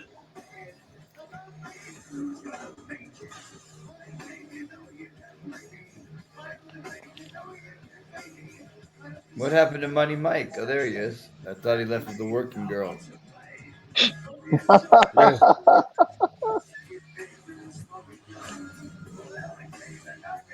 Money Mike, what up, brother? What's the minutes? What's the track? Sorry, I was on Okay. mute. Okay, Money Mike, here's a question to you. 03. Which 04, which band gave Money the best Mike, WrestleMania entrance? I would think this one. This is one of the best. I love Motorhead. I love that. Internet. God Almighty, yes, Motorhead. Triple H always had the best entrances at WrestleMania. He planned them. They were Because he always had amazing. Motorhead. That's He had good gonna laugh entrances, when I and say then he this, I spit think water I'm out in the more air. modern just because I love you. Reputation entrance for Ronda Rousey at the Loved it. WrestleMania Loved that one. 35. I thought it was Yeah, that fantastic, one. and I think it. I love Joan Jett. Love think Joan Jett. Just the fact they let her, and you know what I enjoyed too was for Cena, which we talked about, and we're going to talk about in a few minutes. WrestleMania 28 again, because Undertaker and Triple H would have their next WrestleMania match there. But if you remember, for Rock and Cena, they each got their own unique entrances. Rock got Flo Rida's Good Feeling, and John Cena got Machine Gun Kelly, and I thought both of those were excellent live performance. I think the integration of the celebrities to WrestleMania has been fantastic since the beginning, but the Ronda Rousey one just stands out in my mind. I wonder if they'll do that again this year, even though we all know what's going to happen this year. They should. We all know what's going to happen. They should. It's going to be the end of the Cinderella story for Ronda Rousey, because the true queen, Miss Charlotte Flair, is going to reign supreme, and Ronda Rousey is going to be tapping out within moments.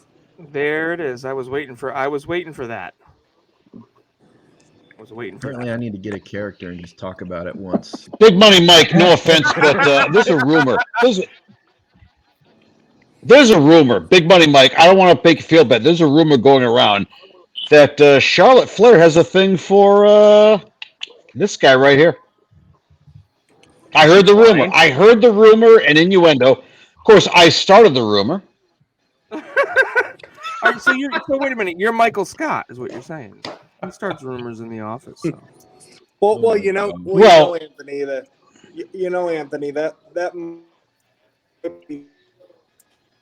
she would just be. I guess she the would casino be, the Tom internet's Brady in bad. your life.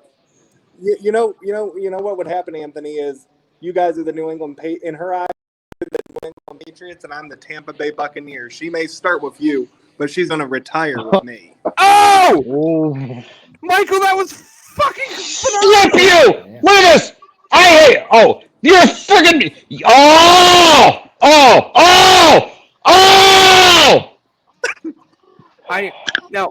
Damn you, Money Mike! Damn you! So everybody that is either pulling the earphones out or walking away from the TV or whatnot, that screaming. I heard that the entire walk to Gillette Stadium, the entire way. Go past Yeah. So that is not just exclusive to this show. And Frank, have you ever had a better tailgate than that day? That was some of the best I had. First I cooked dinner. First I cooked dinner for you, and then you went to my sister's tailgate, where we gave you the finest wine, the finest whiskey, the finest steak tips. It was a great day. Besides the results of the game. Hey, I got to jump in here real quick. I just saw on Twitter, it was tweeted out that Miss Charlotte Flair has the hots for Anthony. You heard it first, exclusive. It's right there. They just tweeted that out on Twitter. But unfortunately, Twitter don't lie. The Twitter only don't way lie. they It was can on get a there. hold of him is they get a sundial because he's so goddamn old. Oh my God! Mark the biker has just made it to the ring. I will tell everybody this and everyone. Here's the biker Undertaker right here. Hey, can I ask a question love of the group? biker gimmick, and I'm so glad he went back to it for the Boneyard match. I thought that worked so Oh, well. yeah. That's Fuck Boneyard you Undertaker, and again, you opened it, which devaluizes it or whatever. I like to play with them. I know. Can I ask a question of the group? Behind me is please, all, Anthony, they're all ask your question. You know, we're 37 WrestleManias and we're all friggin' nutty fans. How many of you guys have attended a WrestleMania? Frank, I'll start with you. Phoenix, that's it. I have not. Rosie, what you? 6 weeks. Phoenix 2010. The best match there was the Shawn Michaels retirement match. They're Undertaker number 2. Hell to the yes. RJ, what about you? I have not. Denovias? Bunch of pussies.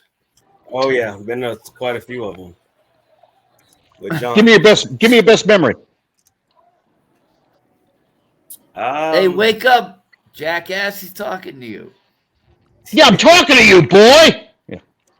Wow. Boy. Edit that out. I'd say the most one I've been to was probably I like the one in Houston we went to. Were we finishing it up or The one in Houston the second time. The Houston back in one was good. I like that. 2009. The first Undertaker Shawn match? The first one. Yeah, the first one. Yep. How about you, T-Rob? Nope. I'm poor. Hixson, what do you got? Well, I'm rich. How about you? I've been to 4. Did you just put up a Which 5 ones? for Which ones? 4? I went to 25 down Horsemen. there in Houston. I went to 32 here in Dallas, and then Denovias and I went and traveled to Orlando for 33, and then went to New Orleans for 34. Orlando. Nice. I went to 3 of the 4 with you. Last time I was in Orlando, I was picking up Mandic. Does any big man hit the ropes better than Taker? How about you, Big Money Mike? I actually have not I've attended several pay-per-views, but never a WrestleMania. That's definitely on the list of things that I want to do. It'll have to wait a few years until I either retire or make a career path change, because right now WrestleMania always falls in April, and that is my busy season for work. So it is definitely on hold, but it's something I'd love to do after I retire, or again if I ever make a career path change. When you retire, Mike, you're 26 years old. You got about 40 years left before you retire. But he acts like an old man. Give him some credit. I do. He looks like one too. Yeah, I got the receding hairline. See? Oh Christ! It keeps going. I've legitimately been to a lot of the big 4. I've been to Survivor Series, SummerSlam, Royal Rumble, but never Mania. I've never been to a SummerSlam, and Frank, I'm doing that this year. I'm going to my second SummerSlam. Anthony? Are you going to be there too? I'm planning on probably going down to Nashville as well, because that's actually, you know what's funny about that day? That day SummerSlam falls on. That's my birthday. Then fine. I'm gonna buy you a Diet Coke at SummerSlam.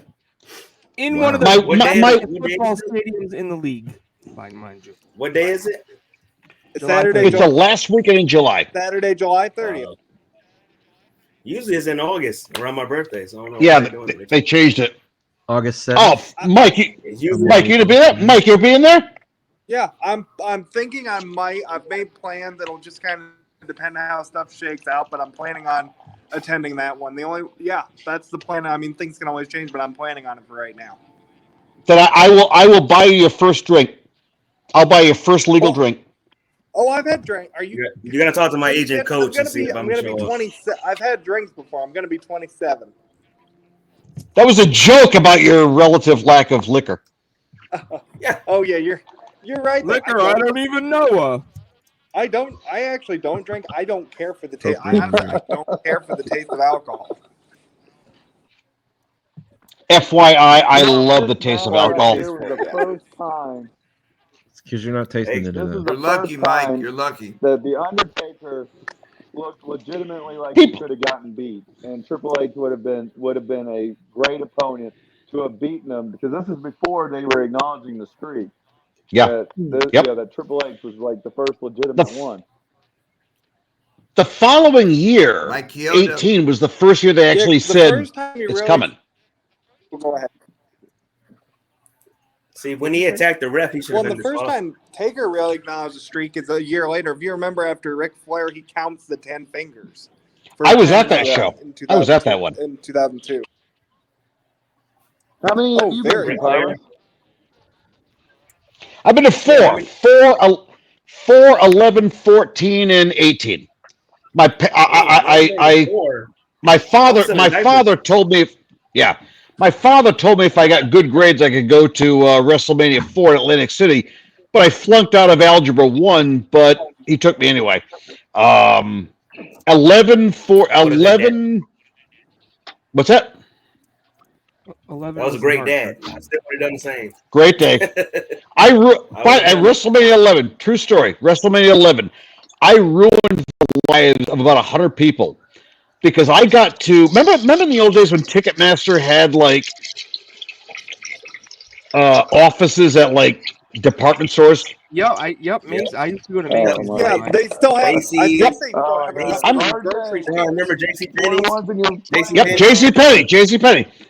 I'm at the Emerald Square Mall in Attleboro, Massachusetts, and I got there about 6:30 in the morning for WrestleMania 11 tickets. And first in line, I'm standing there, I'm waiting, and over the course of the day, about 100 people lined up in back of me because they had wristbands for REM. And they were pissed off at me because they're like, we're first in line. No, you're not first in line. You're first in line for REM tickets with your wristbands. I'm here for WrestleMania. And I got my 8 tickets to WrestleMania. I hate to say this, by the time I was done with the line, they were completely sold out of REM tickets in both Providence, Mansfield, and Hartford. I ruined lives. That's the text there. I always thought my wife and children were the only lives I would truly ruin. Where did you sit at WrestleMania 11? I was front row in the second section, right above where TLC sang, "What a man, what a man, what a man, what a mighty good TLC man." never sang Bam, this. bam, you're gonna get slammed. Yeah. LT You know, is so a funny mighty when you good brought that man. memory up, Anthony. It reminded me of all the times we used to go to Raw. We were trying to get tickets for Raw and been that long ass line wrapped around JC Penney's building at the Parks Mall, John. Like it's before I met you. My cousin worked at that Ticketmaster, and I asked her to get me tickets. So she was the first. So while everybody was standing in line, waiting, she would click off and get me the first 2 right off the bat. I sat front row, camera side at a Monday Night Raw because she's like, "Oh, these are just test tickets," and then put them to the side. So I never had to stand in the line. She just gave me those tickets. It was the best seats I ever had. That is cool. You bastard, you. For which show? Which show, Hixson? It was a Monday Night Raw that came to Dallas. I literally, every time they walked past, I would camera angle right there in the corner. You couldn't miss me. It was unbelievable. See, we always used to joke. I'm gonna go out on a limb and say it probably was 98. It was probably 98. If I had to think about it, 2000. It probably was 1998. So when my family and I would go, we always we would sit. We always were pretty much ringside, but we were always the side, like whatever side they chose to film, we were the other side. So you're very, very rare. It'd be fun, and I'll tell you what. I don't know about you guys, but I love the house show matches as well. Like I love going to house shows just as much as the. And I'll tell you a match I got to see, and I know Frank's heard the story, and I think I've told it on Top Guy Theater, but I saw my very first wrestling event was June 13th, 2009 in Hershey, Pennsylvania at the Giant Center. And one of the matches that night, I think it was the one before intermission, was Ricky Steamboat, the Hall of Famer, versus some young upstart kid named Drew Galloway. Wonder whatever happened to him. But that was an awesome 30-minute match. I mean, what was a thrill for me was to see Steamboat wrestle Jericho at Backlash 09. So. Oh yeah, because you went to the pay-per-view. That actually, Frank, to me is low key. You can make the case that's one of the best post WrestleMania pay-per-views ever because of the it was great thing, Christian winning the title, and the Jericho, the Edge Cena match as well was phenomenal. The last man standing one. Yeah, well, I remember Big Show. Pires, you were there for that, right? I was at I was at Picasso's Pizza and Pub with a group of friends. I did not go to that show. Oh shit. We had great seats for that show. It was, I just remember the when Cena got put through that spotlight. So that was just Yep. I mean, Where seen was this? Really great. This was Providence, Rhode Island. It was Backlash 09. Providence. Yeah, we're going to, Anthony, we're going another Backlash in May, aren't we? I love Hell to the yes. Hell to the yes.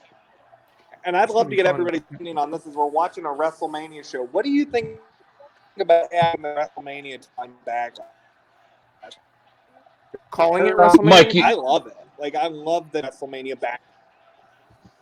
You're cutting out a little bit, bud. What did you say? Mike, you cut out. Sorry. A lot. Yeah. Oh, I was saying, while we're talking about WrestleMania and Backlash, what do you think about adding the WrestleMania tagline to Backlash? Because I love it.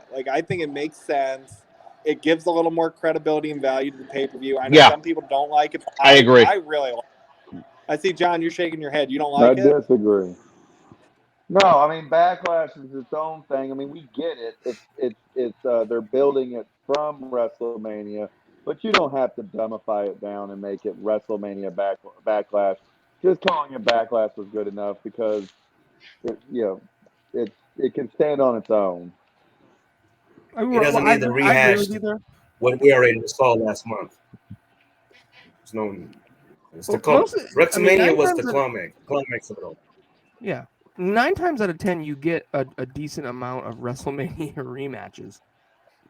See, but I'll tell you what annoys me more than say putting WrestleMania with that. I hated in 2009 when and this is WrestleMania 17 as well, because one of the best matches on WrestleMania 17 was the TLC, the Tables, Ladders, Chairs match.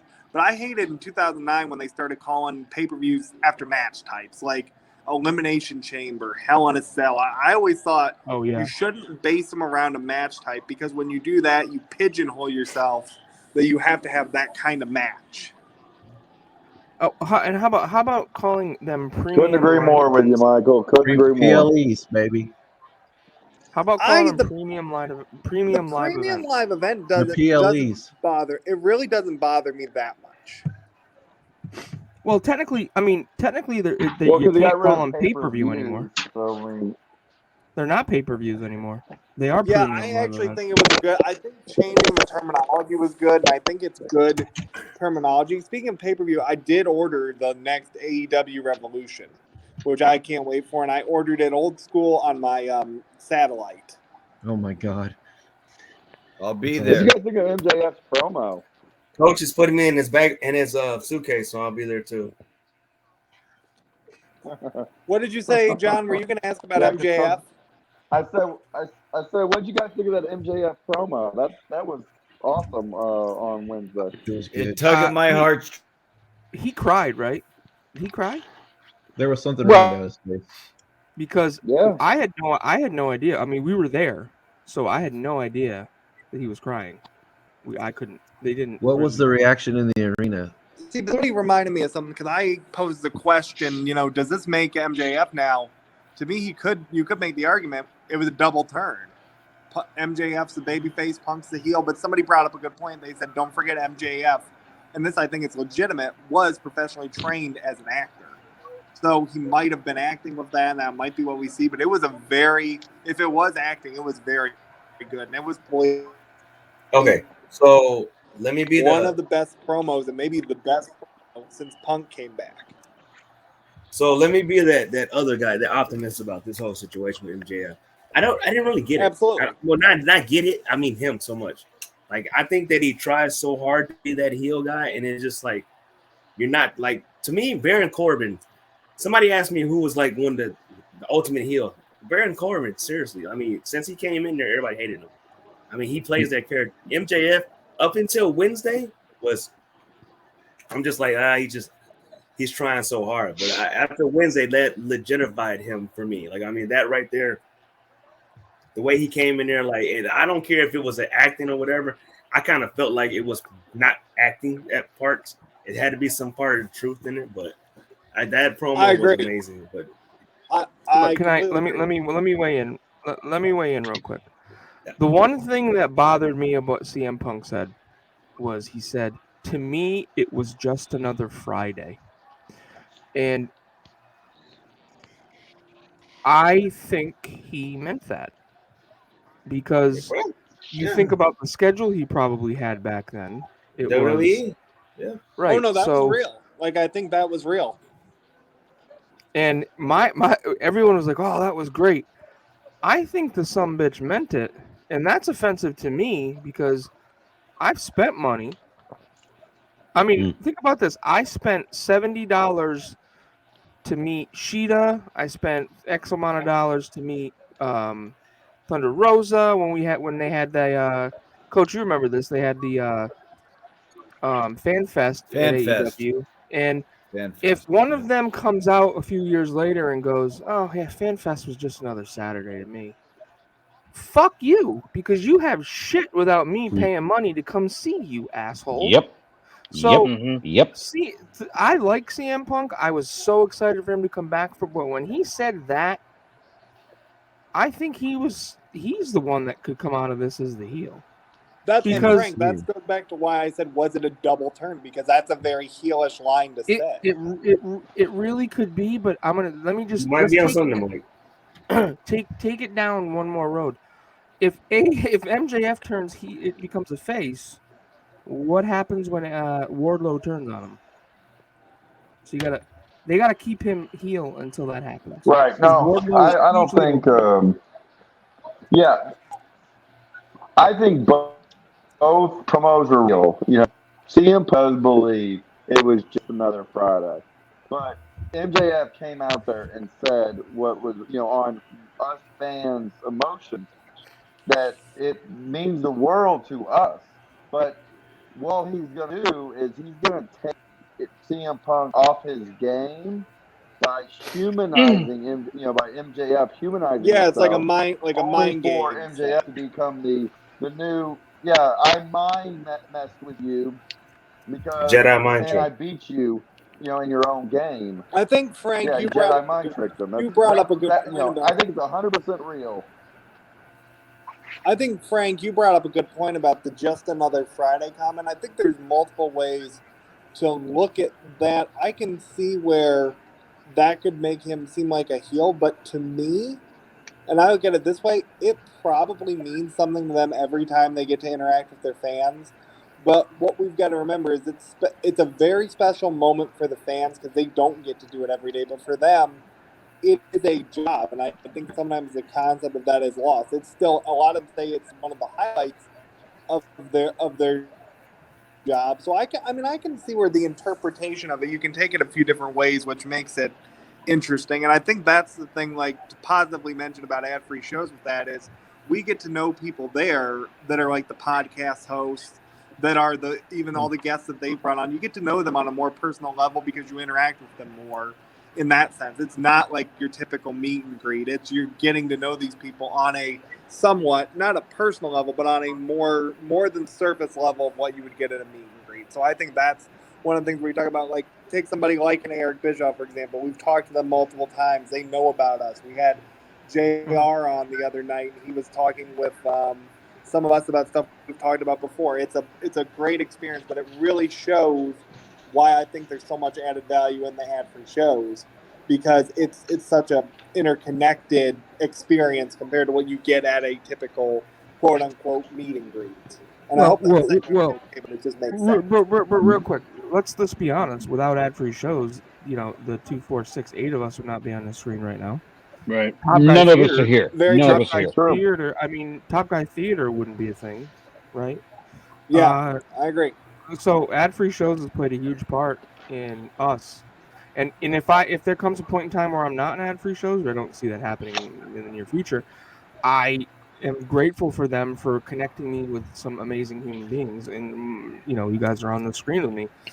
Real quick, obviously we all knew this was happening, but Undertaker did go over in what was a hell of a match between him and Triple H. They definitely put on some damn good matches together. They would not meet again until WrestleMania 27, 10 years down the line. In Triple H's attempt to avenge him, retiring the greatest wrestler of all time, Shawn Michaels. And I'll tell you, you talk about storytelling. I think the storytelling of that 27 match where he doesn't walk afterwards and gets carted out, I think that's some of the best storytelling that was at that year's WrestleMania. Denovias, do you not agree with that, or no? You do? Oh, I'm waiting up at Flyers. No. What was the question again? I'm sorry. The Rock. Rock. I was too distracted by nobody the had whole, better quads than The Rock. Yeah, this whole video package that they did for The Rock and all something. I mean, I guess I'm ahead of you guys, but I'm looking back at it, I'm just like, man, I remember sitting here and rewatched this about a week ago, and I'm just looking at it like, man, they just don't make this good of a package anymore. So like, that's still just. Real quick, that belt, beautiful belt. That belt I have officially ordered. I'm having it made by the greatest belt makers I've come to know, and that's X-Men belts. And it will be it's gonna. I hate the fact that you can buy that belt on Shop, but it's got the WWE logo on it, which I want the scratch WWF. So I am getting that version of that belt right there that he's holding. Which, by the way, if you went to Top Guy Weekend, you've also held. Yep. Thank you, Conrad. Is it the 24/7 title there you got there, Anthony? This is 24/7 title. The Bob Backlund 83 World Title belt, baby. Shuki baby's belt. All right, I'm gonna do this. I don't want to do this, but this right here, the World Wrestling Federation Winged Eagle Championship. This is the only title that ever mattered, and I'm holding it. No, John's got the only title that matters. John, go get the title. John, go get it. All right. Oh, is he? John's got the real title that matters. Frank, show it again. Winged Eagle. That's beta. That's beta. April 23rd, 1990. I'll never forget the day. Coach, April 23rd. Go get Big Load. Coach, I gotta go get something. I'm at the dunk. Front row. Ultimate Warrior. Mr. Perfect for the world title. 23 days after the title switch at WrestleMania. Ultimate Warrior comes in, he throws a few clotheslines. He rips the belt off, throws the belt to ringside. Guess where it landed? On your face. At my feet. Oh, please. At my feet. You touched it, right? I picked it up. Out of left. And guess what I did? Ran. You did not. Yeah. I ran so far away. Security stopped me. With a clothesline?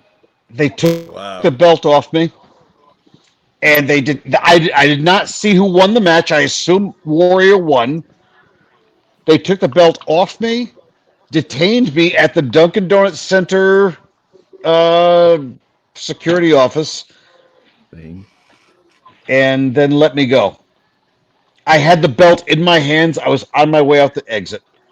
So we know that's a lie, Anthony, because of one reason. We know you don't run. Oh, all right. Okay. Oh. That belt, John, not that one. The other one. I think I know what the What other other one is. one? The European The money Championship. I don't have any European. Anthony, Championship. Oh, hold on. I one got you. more Hold thing on a second. of I got you. you know, $1 million championship, John. I knew No, it. not while Frank's grabbing what he is, Anthony, do you know what you call that thing you said you did with the title belt? You know what you call that? That's called the title chase. What's that? That's called the title chase. I have This is 3 the belt that witnesses. Conrad said, Well done, "Stop." Mike. And I He's have, like, yeah, you bought a shitty belt. I have 3 witnesses that'll attest to what I just told you. Are any of All them right, alive? hold on a second, guys. Hold on a second. I'm amassing a collection. All three.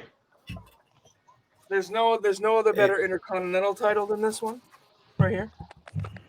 Right. True. You're right. This is the best intercontinental championship that I'm holding upside down. Yeah, you're holding Way to upside down, respect the belt. disrespectful. The greatest, Pretty one bad. of the best tag teams in all wrestling history. Demolition held these. Amen. Yep. New Age And Outlaw. then Here comes the axe. Here comes the smasher. And The demolition. the European Championship. Destruction. That's a waste of money. The European title. It's not. How Yeah. dare you? The European title is awesome. This is X-Men belts right here. They're amazing. That's the best title ever made. The European title. Sorry. And I got it with the red backing. It's amazing. My walls look naked right now because my best friend, my number 2 best friend, got me that title, and it's amazing. You might not believe this, but I'm a mark, so I gotta have the real WWF logo on it. John, I where's just realized how far down on the list I am. you might not believe this, but my favorite design ever for a championship belt is the 2008 to 2010 the ECW title, the silver one. Oof. Okay, love that one too. That was on WWE ECW. I just loved it because the silver was so different, and at that time you didn't see it a lot. You see it now, like with the tag belts and that, but there was something about that ECW belt that I really liked. What were we gonna ask, Frank? I want to see the $1 Million Championship. It's at my office. I keep that at the office. What? Yeah, I keep that at my office. That's my prized possession. It's at the office with pictures of my kids. You know, I mean, that don't need to be here at the house. I Unfortunately, believe I'm I not watched home. in my a room, video. John. I watched a video of you unboxing it, which was amazing. Yes, The title everybody or has a something prize. else?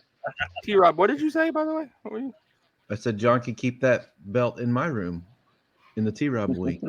There's a T-Rob ring over here at the T-Rob John, wing. what do you do? Radisson.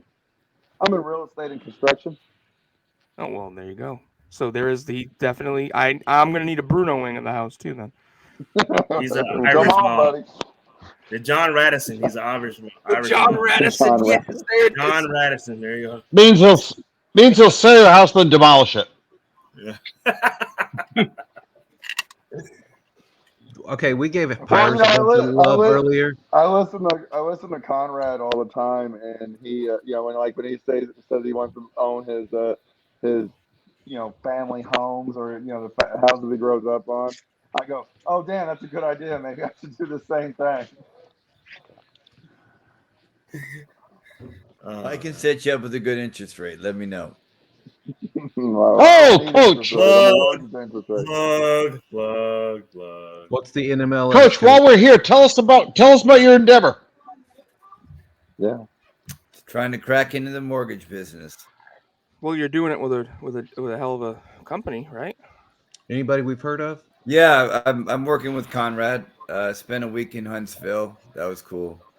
Learned how to do it. And I'm No offense, but I'll get it from Amy first. Yeah, no, go ahead. Now we're talking about insurance. Insurance, what? Or mortgage, excuse me, sorry. He's been listening to those death commercials on Matt Hardy's podcast. Yeah, no, Amy and I are good teammates. Yeah, you can go with either of us. You'll get great service. Neck breaker. So maybe they need to get licensed in Rhode Island, because then I know people I could go through. We are not here. We are not here. No, we're not. Or not we, but because I was gonna go when I was gonna move to Delaware. I went through Save with Conrad to get finding. I mean, I was, but I just never moved down there. So Yay, we're in Delaware. How was your experience with Save with Conrad, Frank? what was my experience? How was your experience? Yeah. Yeah, I mean top notch. I mean, I put in, like, you go to the website. I said this is what I want to do. I got a phone call that day. They set me up with a appointment with a specialist the next day. Called him, gave him everything. Day after that, I had a quote and everything. It was beautiful. Yep, that's how quick. That's how quick it is. And I was approved too, which is disappointing. Yep. And that I was going to become the controller of a minor league baseball team down there that was associated with the world champion Washington Nationals, but it just didn't pan out. I was super close too. And I was going to buy my first house and live down there, and didn't come to fruition. But is this real? Is what real? The baseball thing? Yeah. Yeah. I can't remember the name of the team though. Now I think it was a AA team. God, what was it?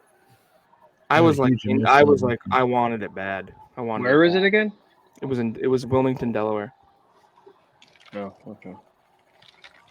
The Wilmington. It was the Wilmington. I can't remember now. Reffin It Up. Someone's in sponsored by Reffin It Up. Brian Hebner will give you the 1, 2, 3. Well, Wilmington Blue Rocks. The Blue Rocks. The Blue Rocks? Yes. Hey, little girl. Hey. Hi.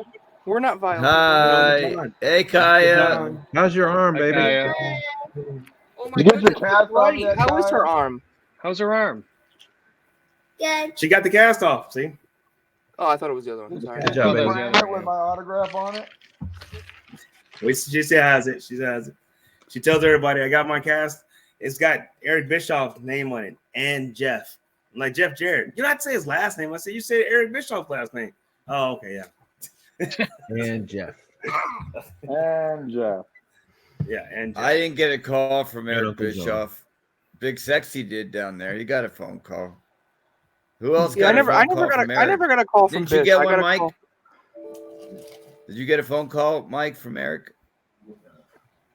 And there you go. I never got a call from Eric. I got a phone call from I have not yet. I got a Kyoto phone call. It was just dependent on the promotion we were doing at the time. But I'll tell you what, I signed up without any promotions behind it. I just signed up because I wanted to. But I've gotten to talk to them so much, and every conversation I've had has been fantastic. I've never talked to any of them except for Lauren, and she doesn't count. Kyoto is very, very cool to talk to, and I absolutely love his Monday mailbag segment. I think it's fantastic. Well, I've talked to all three, That's but for other Reffin reasons. It Up's competition. What's that? Mailbag Monday. Well, you can't call it competition because RJ's going to be weekly. They're bi-weekly. On different Well, days. The only one that ever called me was Tony. Yeah, I talked to Tony. Yeah, too. By the way, Frank, I meant to ask this question. After Tony was in the ring on Dynamite this week, I saw him hugging somebody at ringside. Was that you? No. Mm-mm. Okay. Yeah, I saw that Just too. a peek behind the curtain. On Rampage. Did you guys watch Rampage? Yeah. Yeah. You know the part where there's a table spot where what's her face Mercedes Martinez. They did a hell of a job editing it because she didn't go through the table the first time, and we all. Oh, she didn't? No, like she hit the table, her neck snapped back, and you heard a loud thud, and the entire arena went, "Oh!" And then she picked her back up and put her through, and they did a beautiful job of editing that because. What sucked too is Well, you know what, on TV they didn't show the intros to anybody. They just cut right. We got all the issues too. Like when Wardlow came out and was like, "This is war." That place went nuts. Went nuts for him. So he's got something. They've got something with him. So meanwhile, they were able to get like 4 or 5 matches. So meanwhile, Rocky just got past the gimmick, so he's gonna come up busted here. And I'll tell you, as we focus back in on the main event we're watching here, one of the most goddamn Pennsylvania internet. The ending with the heel turn, and He's I'll a ask Quaker. a simple question. How different would this match have been if they didn't do the heel turn? How different do you think the outcome of WrestleMania is? Do you think it impacts its legacy? Do you think it impacts the career of Stone Cold Steve Austin? Do you think if he doesn't do the heel turn, maybe we don't get the walkout in 2002? Just some things to consider. Let's go around the room and start with Frank. I think the walkout would have happened regardless. Because everyone gets frustrated with creative. I think they thought the turn would mean more here because it was in Texas. I don't think anybody got it, and I don't think they were ready for Austin to be here. I think it made more sense when he was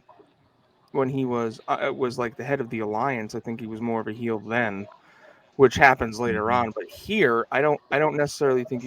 I think it would have made more sense to do it on a Monday Night Raw when he like turned on somebody. Like here, hugging McMahon and shit. Like it didn't make any sense to me, quite frankly.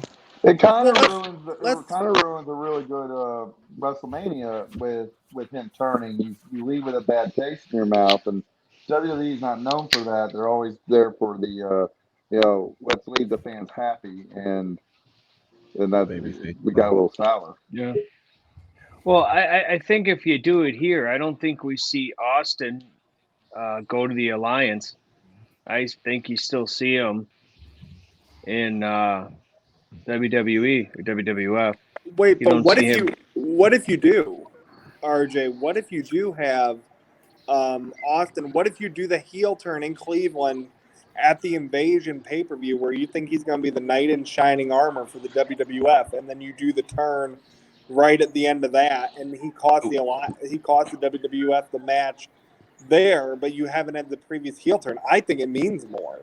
I don't think it means anything unless you do it at WrestleMania. Especially with Austin. Now, the other side of the coin I see, say you do turn somebody at that Invasion angle, or the in Cleveland, excuse me. I would turn Rock. Really? Turn him to WCW. Don't turn Austin. Because Rock is on the same level at this time than Cena was, where people love to boo him. Where with Austin, people love to cheer him regardless. So I think you'd get more of an impact with The Rock turning on the WWF at the Invasion than you would Austin, I think. Excellent point. I agree with you, RJ, that we have to have the heel turn here at WrestleMania because it's so confusing, like somebody else has said. Yep. So the fans were rejecting it. So we were trying to root for Austin, and Austin was trying everything he could to be a heel. But it actually took the Invasion angle. I mean, imagine that Monday when he shows up and he's beating up everybody, you have this huge pop as he comes back from the friendly tap, and he just destroys everybody. And it's like, oh my God, we got the real Austin back. Then you go to the pay-per-view, and he turns. It's the final nail that the fans finally go, you know what? Now he's a bad guy. Now we're gonna hate him because he's the most despised. And so but that doesn't happen if the groundwork is not laid here at WrestleMania. So you guys have got an excellent That's a fair point. That's actually a very good point. Mm-hmm. Did Coach? This was done in such a way. Bro, I'm just curious. It looks like Coach took us to his like serial killer barn. What? No, No, I'm just in the backyard. It's so beautiful outside. I'm just kidding with He you, was buddy. doing the he was doing the what'd you call it? A shake. What's that move called? I forget. Was he dapping? Yeah, that right, one with the grimy. No, that's whatever Rick you and call Morty. it. The Rick and Morty. Yeah, it's a the Rick and Morty. floss. He's doing the floss. That's what it is. The damn floss. I'm always flossing. Hey, You dig? hey, RJ. Sure. RJ, I'm gonna go use the restroom, but unlike you, I'm gonna hit the mute button so I don't have to hear everybody hear me peeing. Did I not hit the mute button? No, he's talking about me. Hey guys. No, I heard. Oh, thank God. I didn't hear anybody peeing. No, it was definitely RJ. No, he was trying to pee the new theme song to his new show, Reffin It Up, coming out. Yeah. 3rd. Is it dropping the 23rd, or is that when your first episode is? It's when it's dropping. Okay. So if you go over to @Reffin It Up, there's a poll over there. We're doing it old school with like what Conrad used to do. You go over and follow it. There's a poll over there about who's potentially going to. Who would you like to hear our first episode be about? I'll tell you one episode. I'd like you to do our one episode.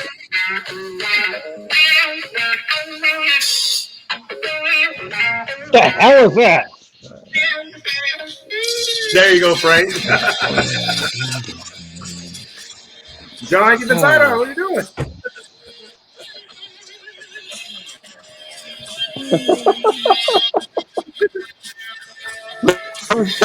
Off the rails for sure. Off the rails. So I guess we got the WrestleMania band now. That was actually pretty. Now the party started. We got music going. It's Saturday night. Let's go. Yeah. No, it's I Friday got a night. quick question for everybody. What? Hey, Go ahead, John. What made y'all want to subscribe to ad-free shows? What was the thing that who were you listening to? Just what made you decide, hey, I'm going to pay to be on ad-free shows? T-Rob, let's start with you. I was in love with Lauren. What was? And nothing's changed. Okay, there we go. How do you know about Lauren before ad-free shows? She stalked me. Marty. Marty. I don't know. Marty. What about you, Frank? What got you to go? Put my money. Hey, boobies. Getting behind the paywall. Honestly, the pandemic. I joined ad-free shows that day, but I was what was the $49 tier at the time? It was My Push or something. My Push. It's so my goddamn push. And maybe like 3 weeks later, I was like, "Fuck!" I was gonna buy Top Guy, but it sold out. And then they announced that they had added more, and I just went right to Top Guy. I really just wanted the stuff ad-free, and I was stuck at home. Me too. I couldn't go anywhere. I was nervous as hell because my company was close to going under because it was a restaurant company, and I just said, "Fuck this! I'm gonna drop $100 and try to take my mind off things." And then next thing you know, I'm talking to Eric Bischoff, on a Zoom. So that's what got me. You want to hear the real story, guys? Oh boy. Yeah. That was right after I broke my neck. RJ? And I was sitting at home. Yes, we want to hear the real story to you, Rob. That was right after I broke my neck. Remember I showed up with that stupid brace on? I remember that. Yeah, you had that halo. Yeah. Yeah, you had that So, halo on for. I was sitting at home with this gimmick right here. And I was listening while I was, working cleaning windows, and I decided to do the ad-free thing, and I went to the $49 one. And that's when she started poking me like, you got to go up to the next level because it's so much better. And so I said, I can't do that. I'm already like hiding $49 a month from my wife. So she's like, just do it and ask her if it's okay later. And she kept sending me like little codes. And so the week that Kyoto's show was about to drop with the watch along, what was that? Hogan Rock 18. Yeah. That was December of 2020. Yeah. That's when I upgraded. Me and Adam from Bama on Evan's Ask Evan Anything show. Yeah, I had upgraded the night before. I remember that because my story, not to jump the line here, but my story was very similar to Frank's in that I work in public accounting, which makes for very long, and when you're working from home, very quiet days. So I would listen to the podcast. And I remember when they first announced the Patreon, I thought, okay, $100 tier a month. Yeah, I'm going to pay that. Never thought I would. I purposely bought the $29 one because I don't know if you guys remember this, but when they first unveiled it, that was when the big promotion for ad-free shows was bonus content driven in terms of the audios that you got. So for me, it was finally hearing the story of JR's, the infamous plane ride from hell. So I'm like, you know what? I'll spend the $29, sign up, see if I enjoy it, and I did, and I really enjoyed it. And the first interaction I had with anybody was I asked a question on Ask Conrad, and it was shortly after, would have been in October of that year, my grandmother, who lived with us, passed away in September of that year. And I remember the question I asked him was, because my grandmother and I were incredibly close. She raised me, was like a second mother because she lived with my mother's stepfather and I. And the question I asked Conrad was, you know, who was your person in your family that you watched wrestling with? And I said, for me, it was my grandmother. She recently passed away, but you know, having those memories. And I just remember his response was, before he told me about it, was his uncle that was his wrestling fan that family member that he watched with. I remember he had the nice thing to say about just, you know, hope you're doing well after your grandmother. And that was one of the first times that, you know, talked to somebody outside my family about it even a little bit. And it just made me feel like, okay, this is, you know, it's silly because, you know, when you're going through stuff, sometimes you think like, you know, you're in a funk and you can't work your way out of it. But it was like the third, I'm like, you know what, it's gonna be okay. And I asked more and more questions, and I was just having fun doing that. And then you guys had this is when they started posting the feedbacks of the Zooms for the $29 tier, and I'd never watched any of the videos. I just always listened to the audio. And you guys, do you remember the one you had where you broke Eric and he cried at the end of it? And this probably sounds bad. I wanted to actually see that. So I finally watched the video. And I remember watching you guys, and I started to think, you know, I could do this. I might enjoy that. So I signed up for my push in November, and I was having a crazy day at work on whatever day the JR Zoom was. But it was a crazy day at work. I almost told my mom, like, you know, I'm not even going to do this. I'm just going to. She's like, do it. You might as well see if you enjoy it. That was the best day that I'd had in 3 months, and it was fun. Not even just talking JR, but talking with all of you. So I messaged Evan right after, and I said, I'm upgrading. And I was a top guy ever since, and I've been annual ever since, and I'll continue to be. And I say that I joined because I wanted to talk to this pleasant person I stayed because of people like you, people like, you know, all the top guys, the My Push, everybody we really do have a wrestling community. And I know to people that sounds cheesy, but it's 100% true. And that's a long-winded story, but that's what brought me to ad-free shows. What about you, RJ? Well, for those of you that don't know Michael like we do, every story that he has is long-winded. So, with all due respect, Michael, of course, but somebody please talk. I feel awkward. So if not, I'll start reciting Charlotte Flair poetry. Oh God, I'd like to hear. Go ahead, RJ. Quickly, RJ. All right, so I joined right when, honestly, I got COVID November of 20, and I ended up joining exactly the week before I got it. Not knowing I had it, and so I'm like, oh, I got all this content I can listen to, but no, it goes back probably, I want to say probably 2019, because when did it launch again? It launched in March of 2020. April. Like 2 weeks after the pandemic started. It was like March 30th. Yeah, because I ended up talking to Conrad on my original format of my show. For those of you that aren't seeing it, I talked to him, and he was there was rumblings. It was right when his Starcast in Vegas was happening, And he's like, "Oh, there's more news coming in the coming months. You might want to stay tuned to it." And I'm like, "Oh, okay." So I stay tuned to it. I was a Patreon member for Tony's Patreon years ago, or about then, and I got off of it. And I'm like, you know what? I'm starting to make a little bit more money from the shows and stuff, and like I'm going to go into it. I knew Justin, my co-host, was all you guys know JD, so.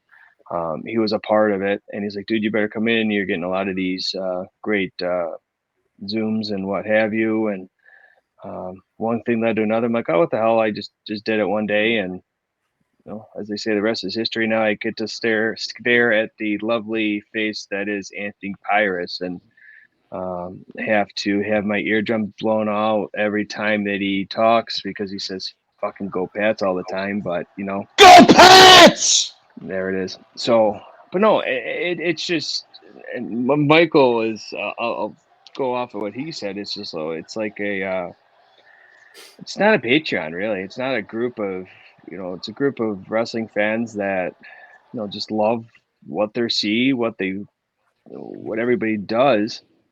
And it becomes a family. A lot of people say that, but it really truly is. It wouldn't be, all of us wouldn't be here right now if it wasn't for Conrad Thompson and all his stuff and his wisdom. It's a vision. You don't know what happens until you shoot your shot. And I don't mean that as a lot of people are going to take it, but you got to take risks sometimes. And Conrad took a huge risk in putting all his eggs in one basket, and it's as they say, the rest is history. It's really flourished, and he keeps adding and adding and adding, and until you can't add no more, and then he pulls another rabbit out of the hat. So, yep, that was longer than Michael's response, by the way. Well, somebody had to do it.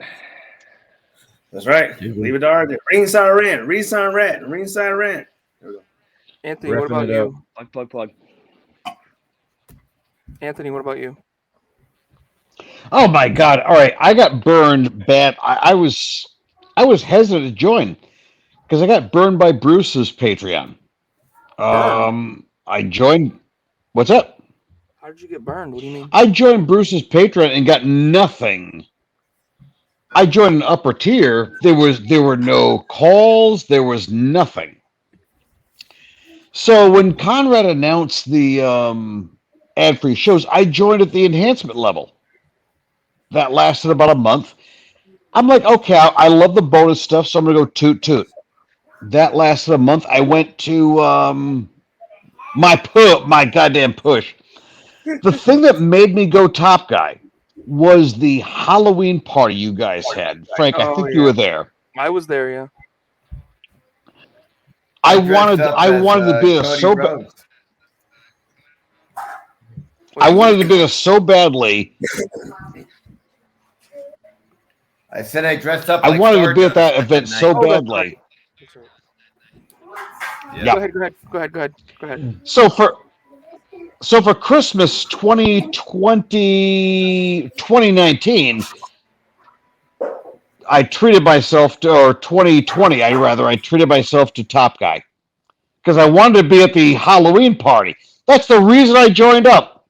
And we didn't have a Halloween party in 2021. No big deal. I was actually. I got to meet a lot of you guys at Top Guy weekend. Yeah. So now. I'm glad I did. Oh. I'm confused now. Did Austin turn already? Yeah. Well. Yeah. Not yet. Vince is in the ring.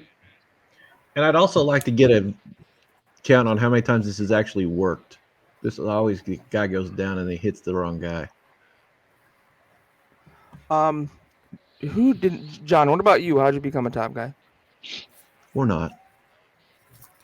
Oh, my bad. No, that's probably the first time I've seen it work.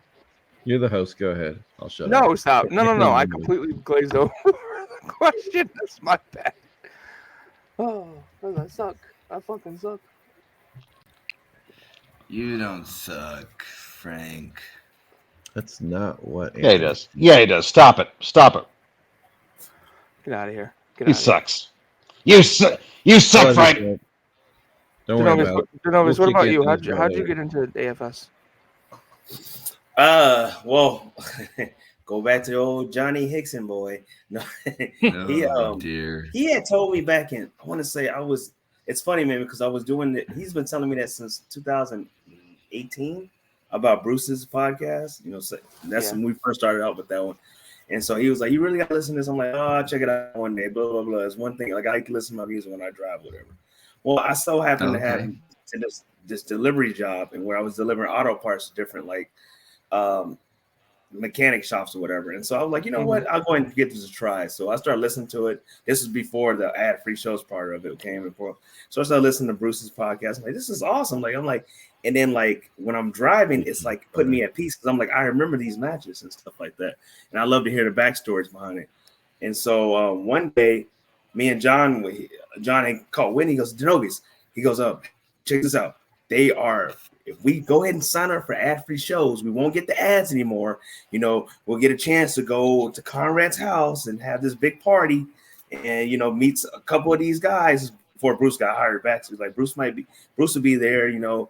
And then, you know, when Eric Bischoff dropped, I was like, that was floor. You know, I'm an Eric Bischoff guy. I'm sorry.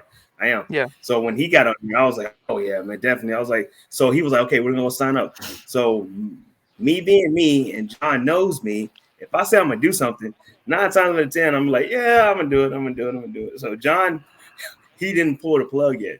So what I wound up doing was going home that day, and I went in and just subscribed and signed up. I go, John, I signed up for it. He was like, you did? He goes, wait, you're lying. I said, no. He said, send me confirmation. I screenshotted my membership. He goes, okay, Fact check. We were 8 and 9. Yeah, John had to fact check that. He had to fact check me. He was, I need you to fact check this. So we were number 8 and 9 of that new the AFS. So this was back when 2020. We signed up like in April. Yeah. So I mean, we're here now. I can't add on to what you guys say. Yeah. Go ahead, Frank. I'm sorry. No, I'm saying we're all here. I mean, we're here now. Like I continue, like it's important to me on this, at least doing this. I mean, it would be great to make money, but what I really do this for is to get to know and learn from. Like I mean, in the next couple of weeks, I've booked a couple of people we haven't really talked to yet. You know, Adam Simmons, and then there's is it Brian Stanton? Like newer guy. Brad, I'm sorry, Brad. If you watch this, I'm so sorry. Yeah, and I've been, you know, I see them at the Zooms and I'm like, I'd love to get to know these people. And that's really is about for me. And it doesn't have to be top guys in my push or slap nuts. I want to get to know, we've had enhancement talent on here before. I just want to get to know everybody and have a good Frank, time. how many of them have 20,000 views? 20,000 views. Oh, Jesus Christ. Just That one. shirt. Just one. I think we should make a shirt, actually. No. Let me explain this. Jesus Christ wouldn't have 20,000 views. Anthony Pires does. Woo! That's because his return is invisible. Come on. Buy a Bible. So the heel turn has happened. Go ahead. Yep.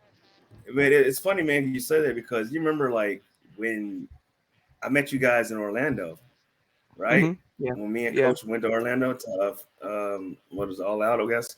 No, what was that one? I can't Double remember. or nothing. I don't know, whatever. Double or nothing. Yeah, double or nothing. DON. And then afterwards, you know, you reached out to me, you and Carl reached out to me like, hey, man, we should get you on the show. So, I mean, yeah, you do a great job about that. And I want people who are looking at this who are really thinking about joining, even after, let's say something you decide to give up your membership, we're still friends. Like, remember Brian Horry? Yeah. He's still on Twitter. We still talk to him. I still talk to him weekly, you know, if not, you know, on Twitter. He's a good dude. Yeah, he's real. I mean, so just because he left, I mean, we don't stop talking to each other. Right. Like, this is more like a band of brothers. I've said it before. Right. You're absolutely right. And I've said this to a couple people who've texted me like, you know, I've canceled my membership. And I'm like, we're friends now. Our friendship does not hinge on your status in a Patreon.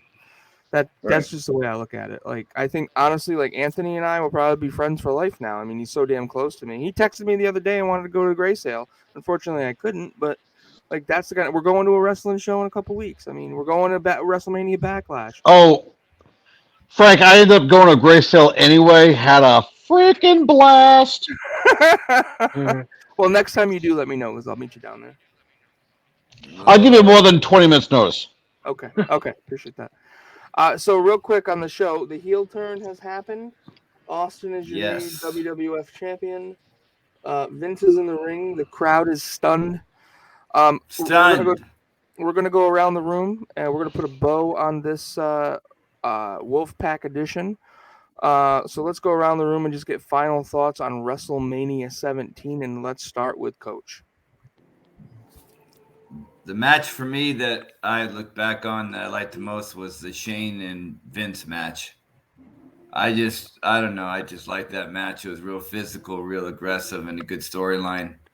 It was interesting. I liked that one the best. And also the ladder match, some of the dips and flips that they had and spots that they had. Boy, those guys were flying. This was a great WrestleMania. Even seeing Jericho at the beginning was cool with Lord Steven Regal. So, I mean, it had it all. Mm-hmm. And we even didn't see some other things. So, yeah, this was a great WrestleMania and a good thing to look back on. RJ, how about you? So you get a lot of the great storytelling in here for this match. We're just seeing with Austin and Rock. You see the ladder match, but low key, one of the better matches on this card for me, anyways, was Undertaker and Triple H. Regardless in your feelings on either one of them, storytelling is, I think, was a little bit better than the other two matches. But on the whole, as far as the whole pay-per-view goes, this is probably one of the better, stretches of WrestleMania cards that we're going to see between 17, 18, 19, and even 20. Mm-hmm. For the next 4 or 5 years, these WrestleManias are going to be tops. And I think it was Anthony that mentioned something about it earlier, was 3, 4, 5, and 6. Even 7 were decent WrestleManias back in the 80s and the 90s. And I think you're starting to see that. 7 was awesome for the Randy Savage match. Right. And you're going to see that flourish at different times, those 4 or 5 years back then compared to the 2000s here. Dude, I'd put the 2000s between 2000 and 2003 against anything. The rosters were deep. The talent was great, and you got the good matches out of it. But overall, if it was in the Tokyo Dome, it was probably going to get about 15 stars. So 9, but and 17. An interesting side note too. You mentioned the Houston Reliant Astrodome, which soon be demolished, and the Reliant Stadium would be in its place. But just the fact of the history of the building in general, I liked it. Because you see Houston Astrodome here. Next year, you're going to see the Sky Dome in Toronto. 2 landmarks in the world. Mm-hmm. And then you get the wrestling in there, it tops it off. So, but that's for me. Mr. McClanahan, how about you, buddy? What a fantastic event and a fantastic evening spent with all of you. Thank you all so much for being on. It's always fun to sit down as a group and chat with you. I thought everybody had. Oh yes, Mike. I think the takeaways to me with this WrestleMania are it really sets the tone. To me, it sets the tone, kind of like RJ was saying, not just for the year, but really for the next few years. WrestleMania 17 is one of those landmark WrestleManias where we're transitioning out of the Attitude Era, and I think you can even make the statement that from 17 to 21 is one era, and then 21 is kind of the reset again when you have Batista and John Cena. So this is a very interesting time period, and to me, WrestleMania 17 is both a beginning and an end, and it's a fantastic card. I believe JR has made the statement before that top to bottom, this might have been one of the deepest cards that the WWE had at the time. 100%.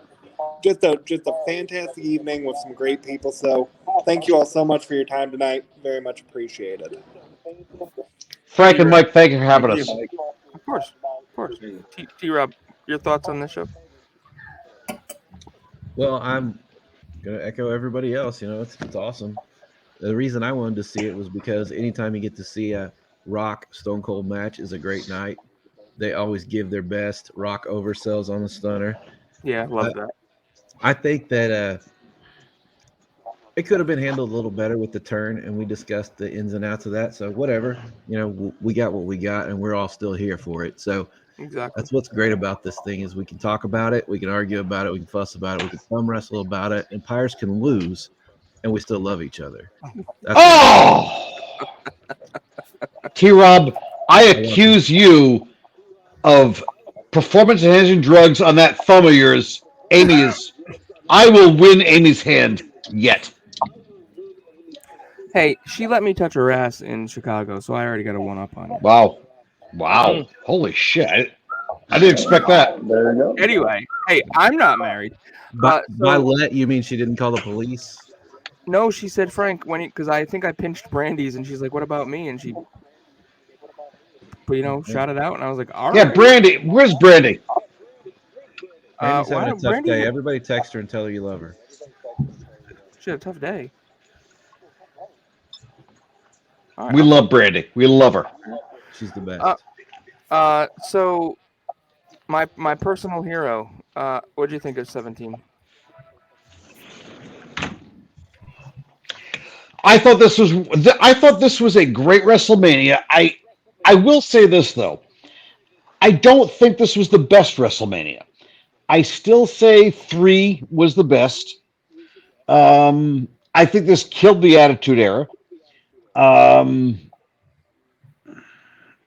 again, I was born in 72, so 3 was the first great WrestleMania I ever saw. So I will never, ever give up on the fact that Savage Steamboat was the greatest match, even though people say Rock Austin was so much better.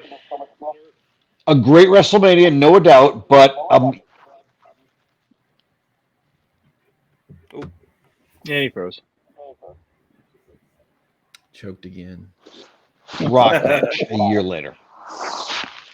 All right, so that's my opinion. Okay. Yeah, I couldn't have said it better myself. Right. All right. So, damn it was excellent.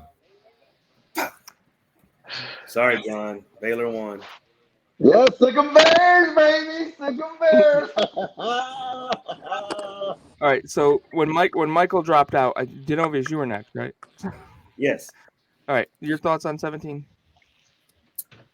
It was entertaining. I mean, like I said, I rewatched this about a couple weeks ago, and I was highly impressed. I really don't remember watching. I think that this happened in 2001, right?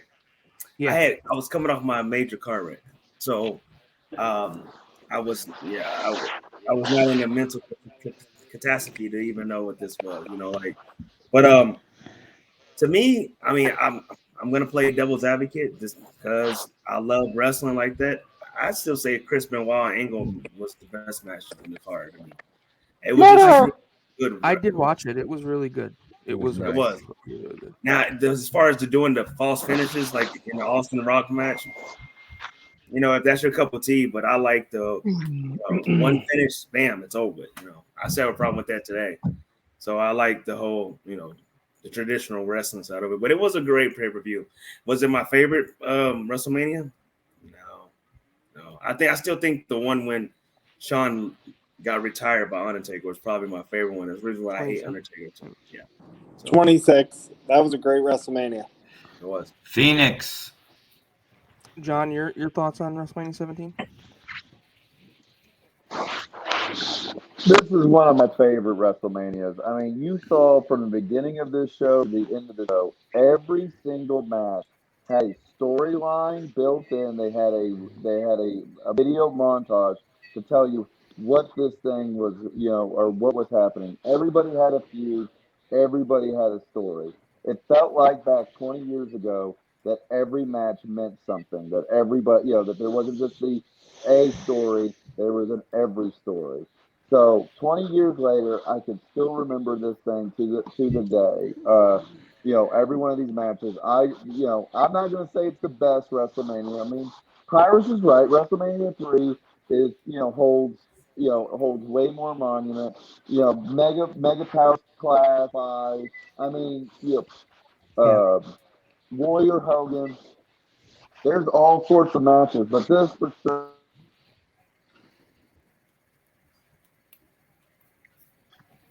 Thanks for coming, John. It's been a pleasure. We lost him. Man, how many times? Maybe that's a sign, Frank. So I will tell you this. Look at that face. For me, I know. Screenshot that. For me, my childhood. Are you taking a shot of it? Yeah. Well said, John. Well said. Well said. There you are. You froze up, buddy. You froze up. You were. Classic Baylor. Well trope. said. Well said. It was bad all night. No. Dude, shit happens, man. What you said was eloquent. Twitterverse, me- get ready. Get ready, Drew. Yeah, I gotta see this.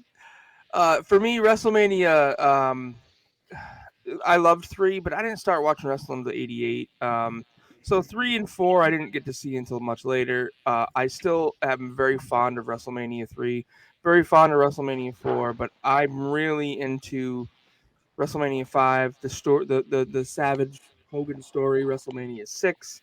I loved 7. A lot of people are gonna shit on me, but I love WrestleMania. I love 7. I loved 8. In fact, our new logo for Top Guy Theater is WrestleMania 8 themed. I loved 9. I loved 10. You started to lose me at 11, but then you go to 12. Shawn Michaels. I loved 13, 14, 15 was rough for me. 16 was rough for me, but then you hit it. They hit a stride to 17. And then to me, the next bad WrestleMania was 27. And I think that since 27, they've all been really good. They've all even the pandemic damned 36. I was interested in. So they've had WrestleMania's had me for a very long time. They've had very few bad ones in my eyes. So, I just want to thank you all for spending Saturday night. This is going to drop on Friday, but I appreciate everybody spending their night with us. It was fun. This is the AFS Wolfpack, and on that note, go ahead. The pleasure was all yours. Right, the pleasure was all mine. So on that note, we will see y'all next time for TGT. 14 WrestleManias. A leg drop, an elbow smash, a body slam. Are you ready to fight? Who will survive?